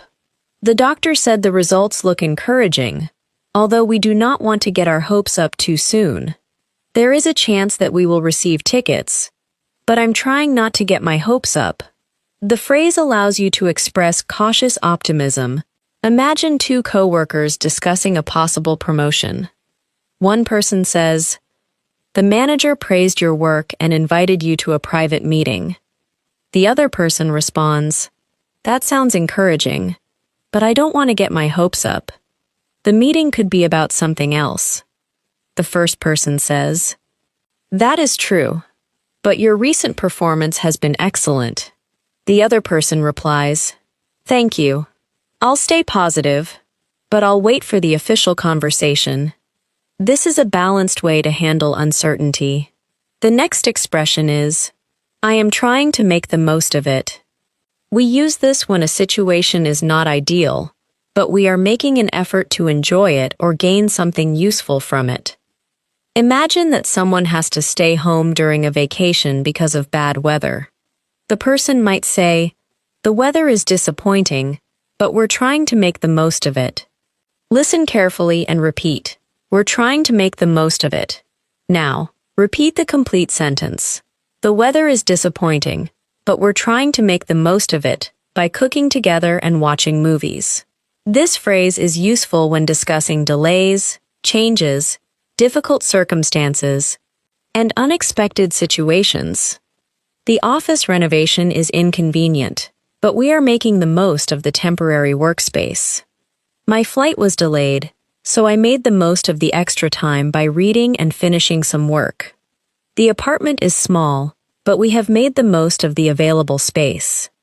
It reflects a practical and positive attitude without pretending that the problem does not exist.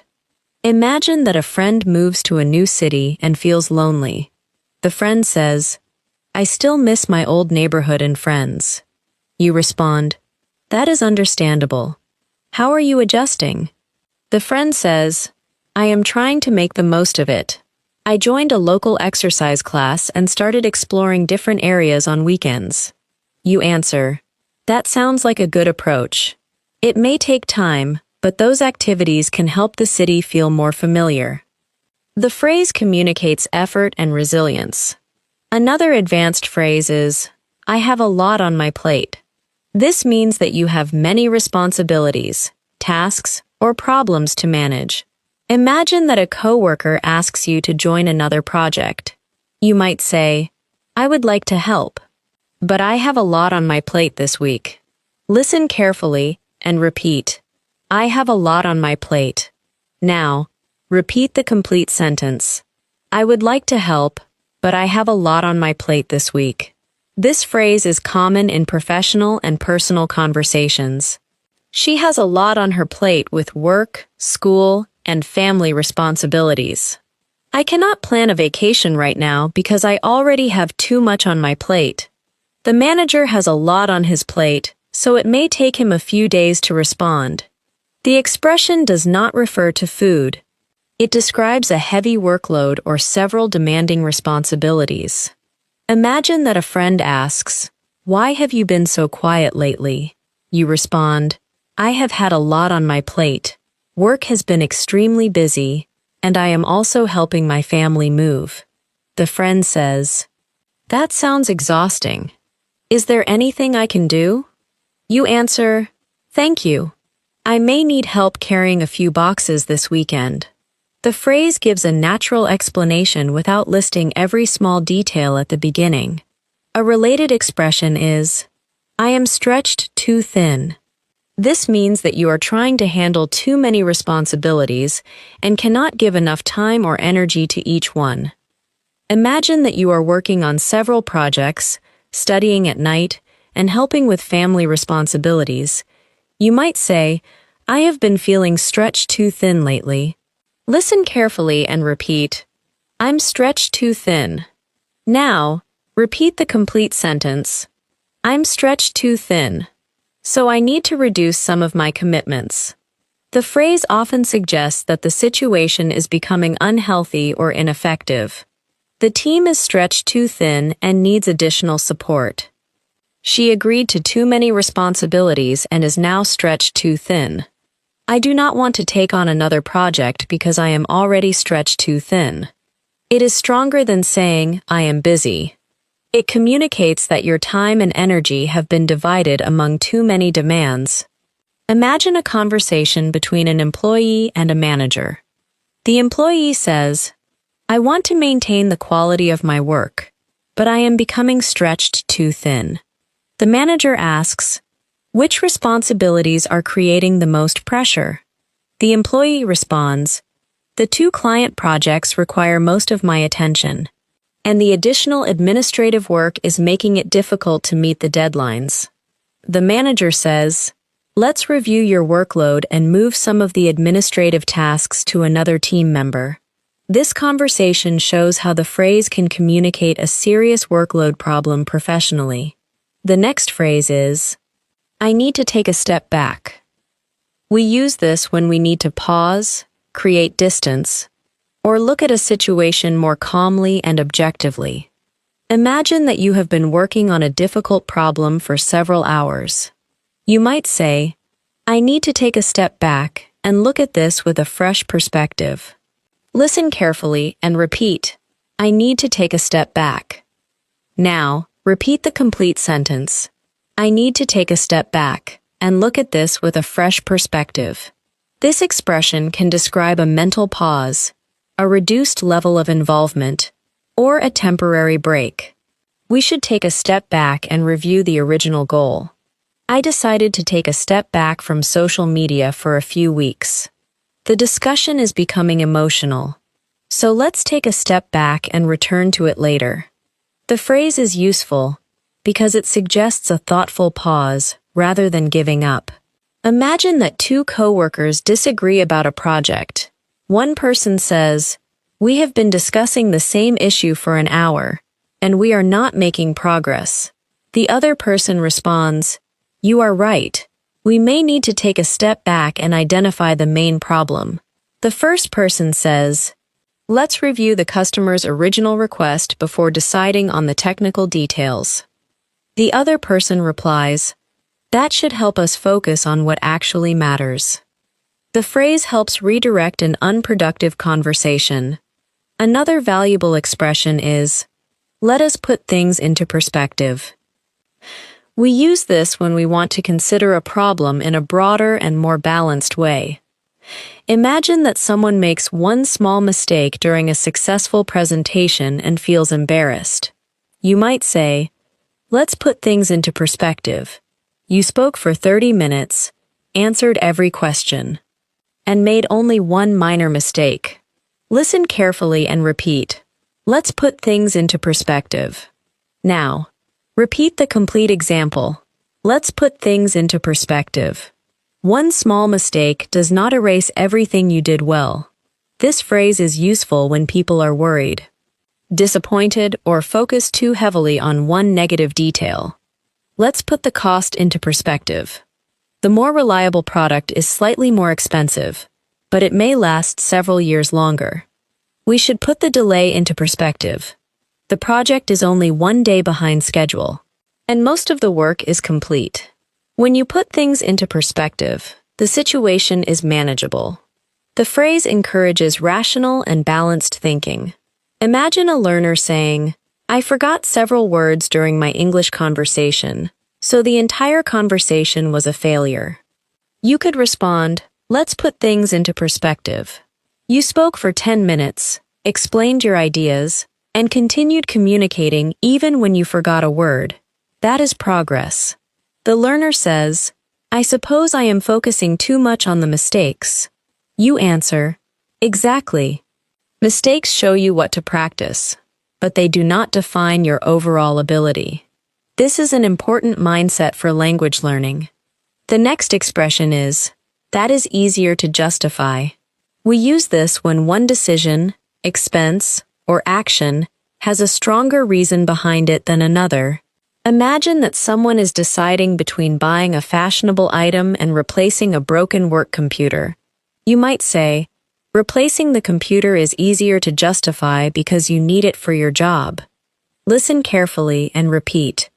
That is easier to justify. Now, repeat the complete example. The higher cost is easier to justify if the product is safer and more reliable. This phrase is useful when discussing budgets, business decisions, purchases, and priorities. The additional expense is easier to justify if it reduces long-term maintenance costs. Hiring another employee is easier to justify when the team is consistently overwhelmed. The change would be easier to justify if we had clear evidence that it would improve performance. It helps explain why one choice is more reasonable. Imagine a couple discussing home repairs. One person says, we could buy new furniture, or we could replace the old heating system. IELTS. The other person responds, the heating system is more expensive, but the expense is easier to justify because the current system is unreliable. The first person says, that is true. The furniture can wait, but the heating system is essential. The conversation becomes clearer when the speakers focus on necessity and long-term value. Now, listen to a natural conversation that combines several phrases with me.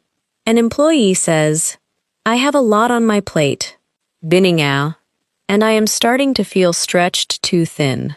The manager responds, I appreciate your honesty. Which responsibilities are causing the greatest difficulty? The employee says, the new client account requires most of my time, but I am also managing several smaller projects. The manager replies, I am not in a position to remove the client account, but I can transfer 2 smaller projects to another employee. The employee says, I'm willing to meet you halfway. I can keep 1 smaller project if someone else handles the weekly reporting. The manager responds, that sounds reasonable. Let's find some middle ground and review the arrangement again next week. The employee says, thank you. I think taking a step back and reorganizing the workload will help me maintain the quality of my work. Listen to another combined conversation. 2 friends are waiting for the results of a housing application. One person says, the landlord told us that our application looks strong. The other person responds, that sounds positive, but I don't want to get my hopes up until the agreement is confirmed. The first person says, I understand. I would prefer to keep our options open and continue looking at other apartments. The other person replies, that makes sense. I would not rule out this apartment, but we should not depend on it completely. The first person says, exactly. The final decision is beyond our control, so we should focus on what we can do. This conversation demonstrates cautious optimism and practical decision-making. Let us continue with complete basic and advanced sentence pairs. The basic sentence is, I do not have the authority to approve this. The advanced version is, I'm not in a position to approve this. Repeat the advanced sentence. I'm not in a position to approve this.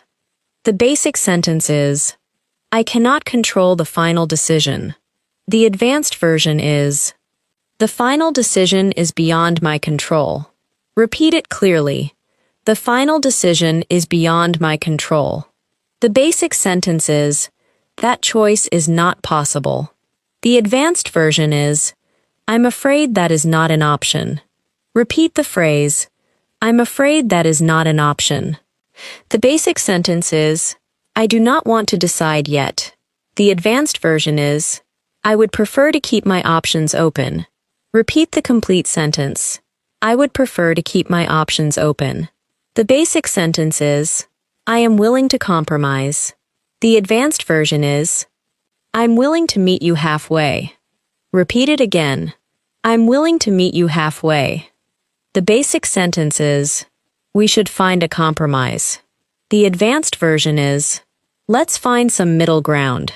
Repeat it naturally. Let's find some middle ground. The basic sentence is, I do not expect that to happen soon. The advanced version is, I wouldn't hold my breath. Repeat the phrase, I wouldn't hold my breath. The basic sentence is, I do not want to become too excited yet. The advanced version is, I don't want to get my hopes up. Repeat it slowly. I don't want to get my hopes up. The basic sentence is, I am trying to use the situation positively. The advanced version is, I'm trying to make the most of it. Repeat the complete sentence. I'm trying to make the most of it. The basic sentence is, I have many responsibilities. The advanced version is, I have a lot on my plate. Repeat it again. I have a lot on my plate. The basic sentence is, I am managing too many responsibilities. The advanced version is, I'm stretched too thin. Repeat it clearly. I'm stretched too thin. The basic sentence is, I need to pause and reconsider the situation. The advanced version is, I need to take a step back. Repeat the phrase, I need to take a step back. The basic sentence is, we should consider the situation more realistically. The advanced version is, let's put things into perspective. Repeat the complete sentence. Let's put things into perspective. Now, repeat these final complete examples with a calm and natural rhythm. I'm not in a position to confirm the schedule until the client responds. The final result is beyond my control, so I am focusing on the work I can complete. I'm afraid changing the reservation is not an option at this stage. I would prefer to keep my options open until I receive all the information. I'm willing to meet you halfway, if we can agree on a realistic deadline.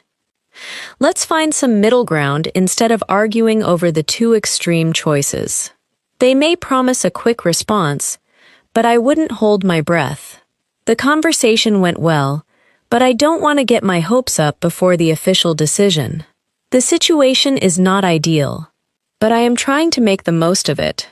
I have a lot on my plate, so I need to organize my priorities carefully. I have been stretched too thin, and I need to reduce some of my responsibilities.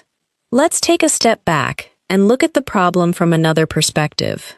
Let's put things into perspective. One difficult day does not mean the entire week has been unsuccessful. These expressions are valuable because they help you manage limitations, uncertainty, pressure, compromise, and disappointment in a mature and natural way. They allow you to say no politely, explain your workload clearly, remain realistic about uncertain outcomes, and search for reasonable solutions when people disagree. The goal is not to use every phrase in a single conversation. The goal is to recognize the right expression for the situation and use it with a calm, respectful, and confident tone. Another advanced phrase that is extremely useful in everyday conversations is, I do not take that for granted. We use this expression when we recognize that something valuable, helpful, or positive should not be treated as automatic or unimportant. Imagine that someone says, your family always supports your decisions. You might respond, yes, and I do not take that for granted. This means you understand that their support is valuable and that not everyone has the same experience. Listen carefully and repeat, I do not take that for granted. Now, repeat the complete sentence. My family has always supported me, and I do not take that for granted. This phrase can be used when discussing relationships, opportunities, health, work, or daily comforts. I have a flexible work schedule, and I do not take that for granted. My friend always makes time to listen, and I never take that for granted. We have access to clean water every day, but many people do not, so we should not take it for granted. The phrase often communicates gratitude and maturity. It reminds us that even ordinary parts of life may be valuable. Imagine a conversation between two coworkers. One person says, "Your manager seems very supportive." The other person responds, "She is. She gives me honest feedback and allows me to learn from mistakes. I do not take that for granted." The first person says, "That kind of leadership can make a major difference." The other person replies, "Absolutely. It helps me feel more confident and responsible." The phrase allows the speaker to express appreciation naturally. A related expression is, "It means a lot to me." We use this when someone's action, words, or support feels emotionally important. Imagine that a friend helps you during a difficult week. You might say, "Thank you for checking on me. It means a lot to me." Listen carefully and repeat, "It means a lot to me." Now, repeat the complete sentence. "Your support means a lot to me, especially during such a stressful time." This expression is useful when thanking someone sincerely. "Your kind message meant a lot to me. It means a lot to me that you remembered my birthday." "Your confidence in my work means a lot to me." Notice that the phrase can be used in the present or past. We say, "It means a lot to me," for something that matters now, and "It meant a lot to me," when referring to a past action. Imagine that a learner says to a friend, "You always encourage me to speak English, even when I make mistakes." The friend responds, "Of course, you are improving every day." The learner says, "Thank you. That means a lot to me because I used to feel very embarrassed when speaking." The friend replies, "You should be proud of your progress." This exchange shows how the phrase can communicate sincere gratitude. The next advanced expression is, "I can relate to that." We use this when another person describes an experience, thought, or feeling that we have also experienced. Imagine that someone says, "I sometimes understand English perfectly when reading, but I struggle to speak quickly." You could respond, "I can relate to that." Speaking often requires a different kind of practice. Listen carefully and repeat, "I can relate to that." Now, repeat the complete response, "I can relate to that because I had the same difficulty when I was learning." This phrase helps create a connection between speakers. I can relate to feeling nervous before a presentation. I can relate to what you are saying about working from home. Many people can relate to the pressure of balancing work and family responsibilities. It shows empathy because you are not only listening to the person, you are connecting their experience with your own. Imagine a conversation between two friends. One says, "I feel tired even after a full night of sleep because my mind keeps thinking about work." The other responds, "I can relate to that. Stress can make it difficult to feel completely rested." The first friend says, "I am trying to stop checking my email late at night." The other replies, "That helped me as well." Creating a clear end to the workday made a noticeable difference. The phrase opens the door to supportive advice based on shared experience. Another useful expression is, "I know the feeling." It has a similar meaning but sounds more casual. If someone says, "I spent the entire morning looking for my keys," you might respond, "I know the feeling. I misplaced my wallet last week." If someone says, "I was extremely nervous before the interview," you could say, "I know the feeling. Interviews can be stressful even when you are well prepared." Repeat the complete phrase, "I know the feeling." The next phrase is, "I could not agree more." We use this when we strongly agree with someone. It may sound as though it contains a negative idea because of the word not, but the meaning is completely positive. It means that your agreement is already as strong as possible.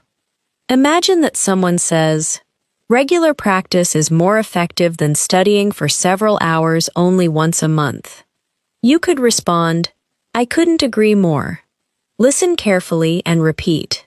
I couldn't agree more. Now, repeat the complete exchange. Consistency is essential when learning a language. I couldn't agree more. This phrase is more expressive than simply saying, I agree. It works well in discussions about values, work, learning, and everyday opinions. Good communication is essential in a healthy relationship. I couldn't agree more.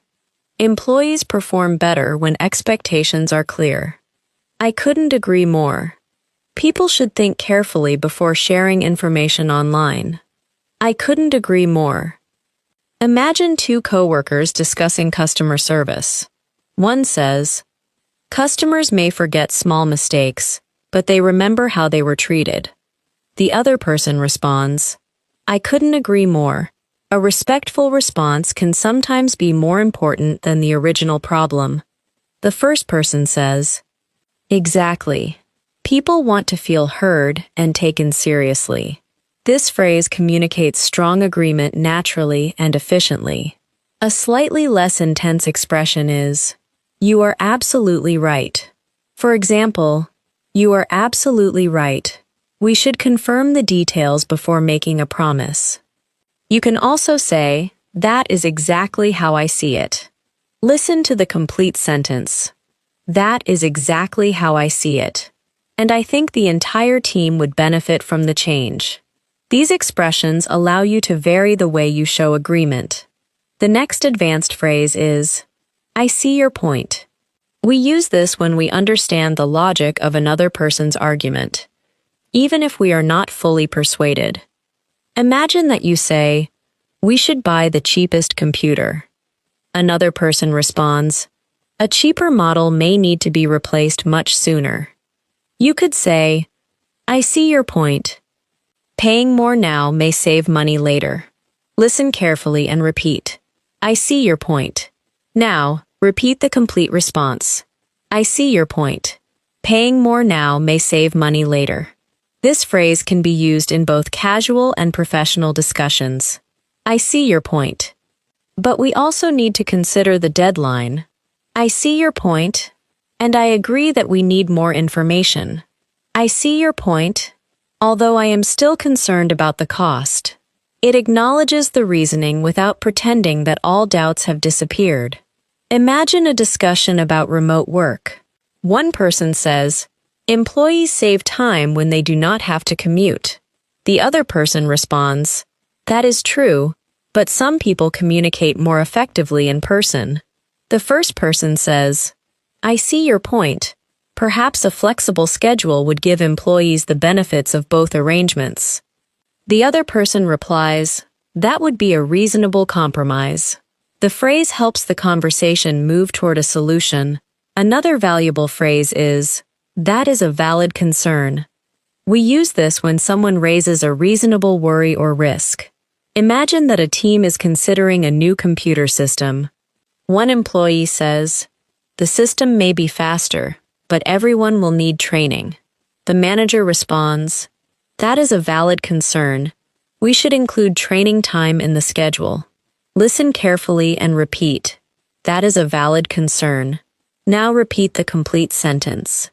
That is a valid concern, and we should address it before moving forward. This phrase is useful because it shows respect for another person's worry without automatically rejecting the plan. The cost is a valid concern. That is a valid concern, but there may be ways to reduce the risk. Your concern about privacy is completely valid. It encourages people to discuss problems openly rather than hiding them. Imagine that a family is planning a long road trip. One person says, I am worried that the car may not be reliable enough for such a long drive. The other responds, that is a valid concern. We should have it inspected before making the trip. The first person says, if the mechanic finds a serious problem, we can rent another vehicle. The other person replies, agreed. It is better to check now than deal with a breakdown later. The phrase leads directly to a practical solution. The next expression is, I understand your hesitation. We use this when someone is uncertain or reluctant to make a decision. Imagine that a friend receives a job offer in another city but is unsure about moving. You might say, "I understand your hesitation.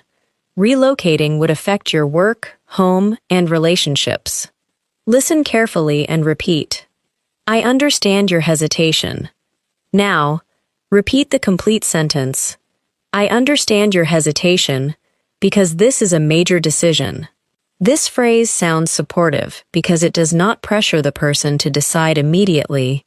I understand your hesitation, but gathering more information may help.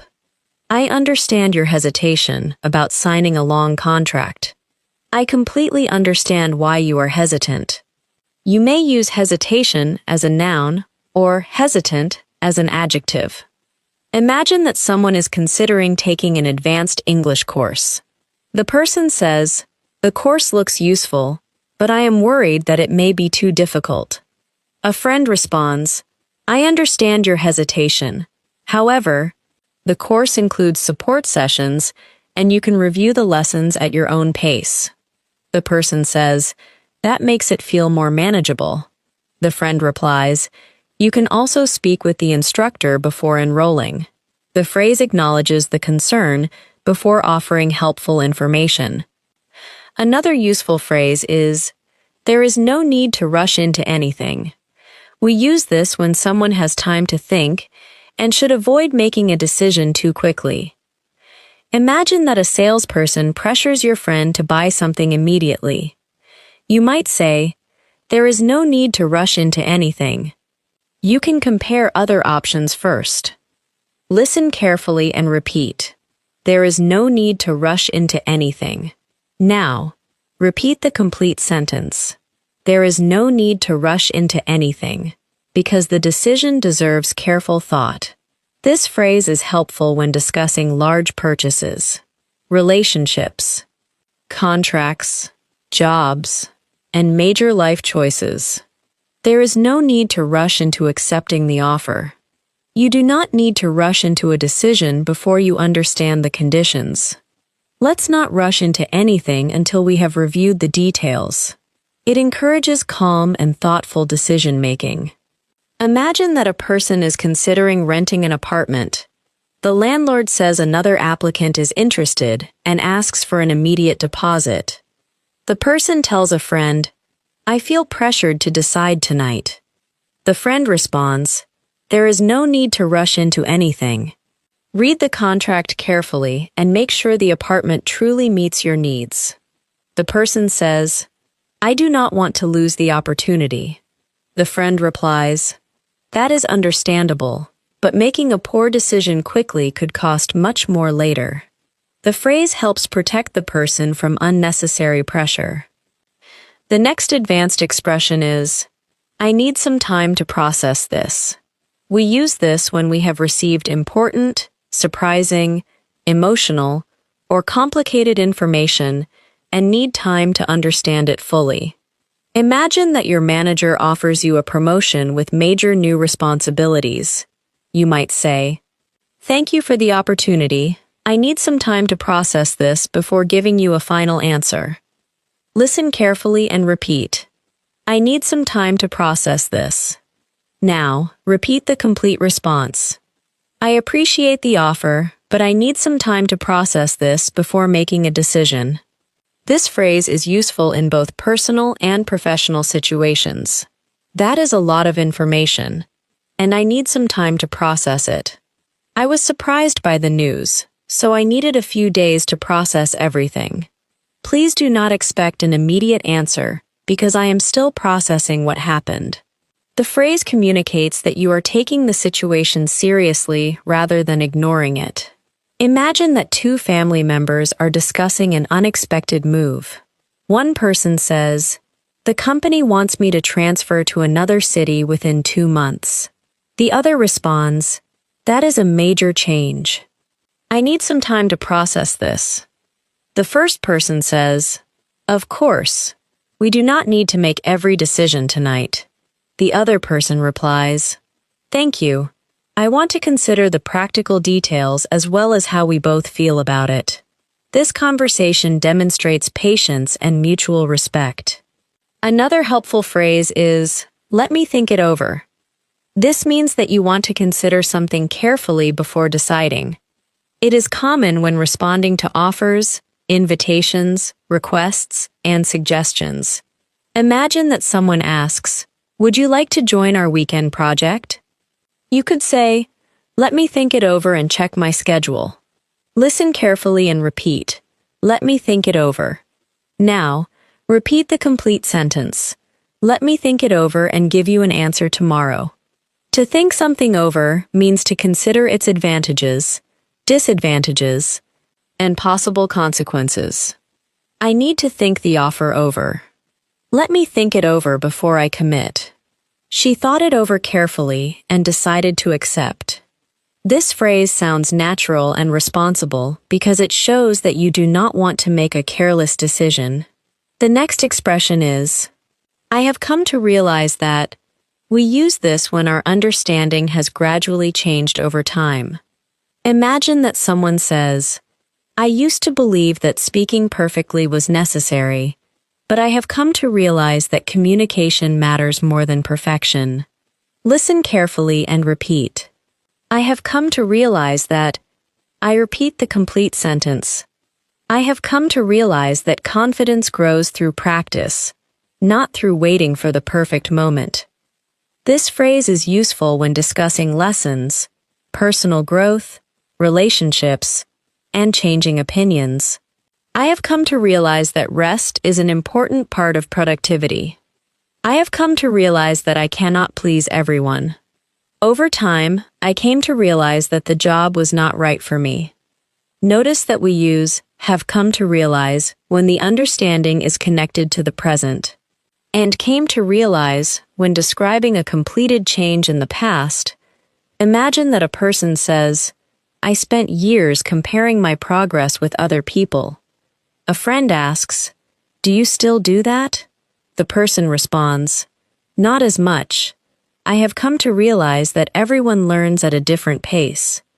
The friend says, "That is an important lesson." The person replies, "Yes. Focusing on my own improvement has made the process much more enjoyable." The phrase introduces a meaningful conclusion based on experience. Another advanced expression is, "It has made a world of difference." We use this when something has created a very large and positive change. Imagine that an English learner begins practicing for 15 minutes every day. After several months, the learner says, "Daily speaking practice has made a world of difference." Listen carefully and repeat. It has made a world of difference. Now, repeat the complete sentence. Practicing consistently has made a world of difference in my confidence. This phrase can describe changes in comfort, performance, health, work, or relationships. The new schedule has made a world of difference. Having a supportive manager made a world of difference in my first year. A few small changes to the room made a world of difference. It emphasizes that the improvement was significant, not minor. Imagine that someone says, "You sound much more confident when you speak English now." The learner responds, "Thank you. Recording my voice and listening to it regularly has made a world of difference." The other person says, "What did you notice from the recordings?" The learner replies, "I became more aware of my pacing, pronunciation, and repeated mistakes." The phrase clearly communicates the strength of the improvement. The next useful expression is, "I am beginning to get the hang of it." To get the hang of something means to begin understanding how to do it successfully. Imagine that you are learning to use new software. At first, it feels confusing, but after several days, you might say, "I'm beginning to get the hang of it." Listen carefully and repeat, "I'm beginning to get the hang of it." Now, repeat the complete sentence. The system seemed complicated at first, but I'm beginning to get the hang of it. This phrase is common when learning skills, routines, tools, or procedures. I am finally getting the hang of driving in heavy traffic. It took me a few weeks to get the hang of the new schedule. Once you get the hang of it, the process becomes much faster. It communicates progress without suggesting complete mastery. Imagine an English learner saying, "Natural conversations still move quickly, but I am beginning to get the hang of listening for key phrases." A teacher responds, "That is excellent progress. You do not need to understand every word." The learner says, "I am also noticing how speakers connect words together." The teacher replies, "That awareness will make listening easier over time." This exchange shows the phrase in a realistic learning context. Another useful expression is, "It is starting to pay off." We use this when effort, patience, or an investment begins producing positive results. Imagine that someone has been exercising regularly for several months. The person says, "The early mornings were difficult, but the effort is starting to pay off." Listen carefully and repeat, "It is starting to pay off." Now, repeat the complete sentence. My daily practice is starting to pay off because I can express myself more easily. This phrase can refer to work, study, savings, relationships, and long-term plans. All of your preparation is paying off. The company's investment in training is beginning to pay off. Her patience paid off when she finally received the right opportunity. The phrase often encourages people to continue because their effort is producing visible progress. Now, listen to a final natural conversation that combines several expressions with me. One friend says, "You seem much more comfortable speaking English than you did last year." The learner responds, "Thank you. Daily practice has made a world of difference, and I am finally getting the hang of speaking without translating every sentence." The friend says, "Your hard work is clearly paying off." The learner replies, "I have come to realize that progress depends more on consistency than perfection." The friend says, "I couldn't agree more. Small efforts become powerful when you repeat them regularly." The learner responds, "Your encouragement has also meant a lot to me, and I do not take it for granted." Listen to another complete exchange. One person says, "I received a job offer today, but the position would require me to move." The other responds, "I understand your hesitation. There is no need to rush into anything." The first person says, "I appreciate that. I need some time to process the offer and consider how it would affect my family." The other person replies, "That makes sense. Think it over carefully, review the details, and make the decision that is right for your situation." The first person says, "Exactly. I do not want fear to control my choice, but I also do not want to ignore the practical concerns." Let us finish this practice with complete basic and advanced sentence pairs. The basic sentence is, "I am grateful for this." The advanced version is, "I do not take this for granted." Repeat the advanced sentence. "I do not take this for granted." The basic sentence is, "Your support is very important to me." The advanced version is, "Your support means a lot to me." Repeat it naturally. "Your support means a lot to me." The basic sentence is, Great job today! Keep listening, keep speaking, and keep believing in yourself. This is English in Native Voice. See you in the next lesson.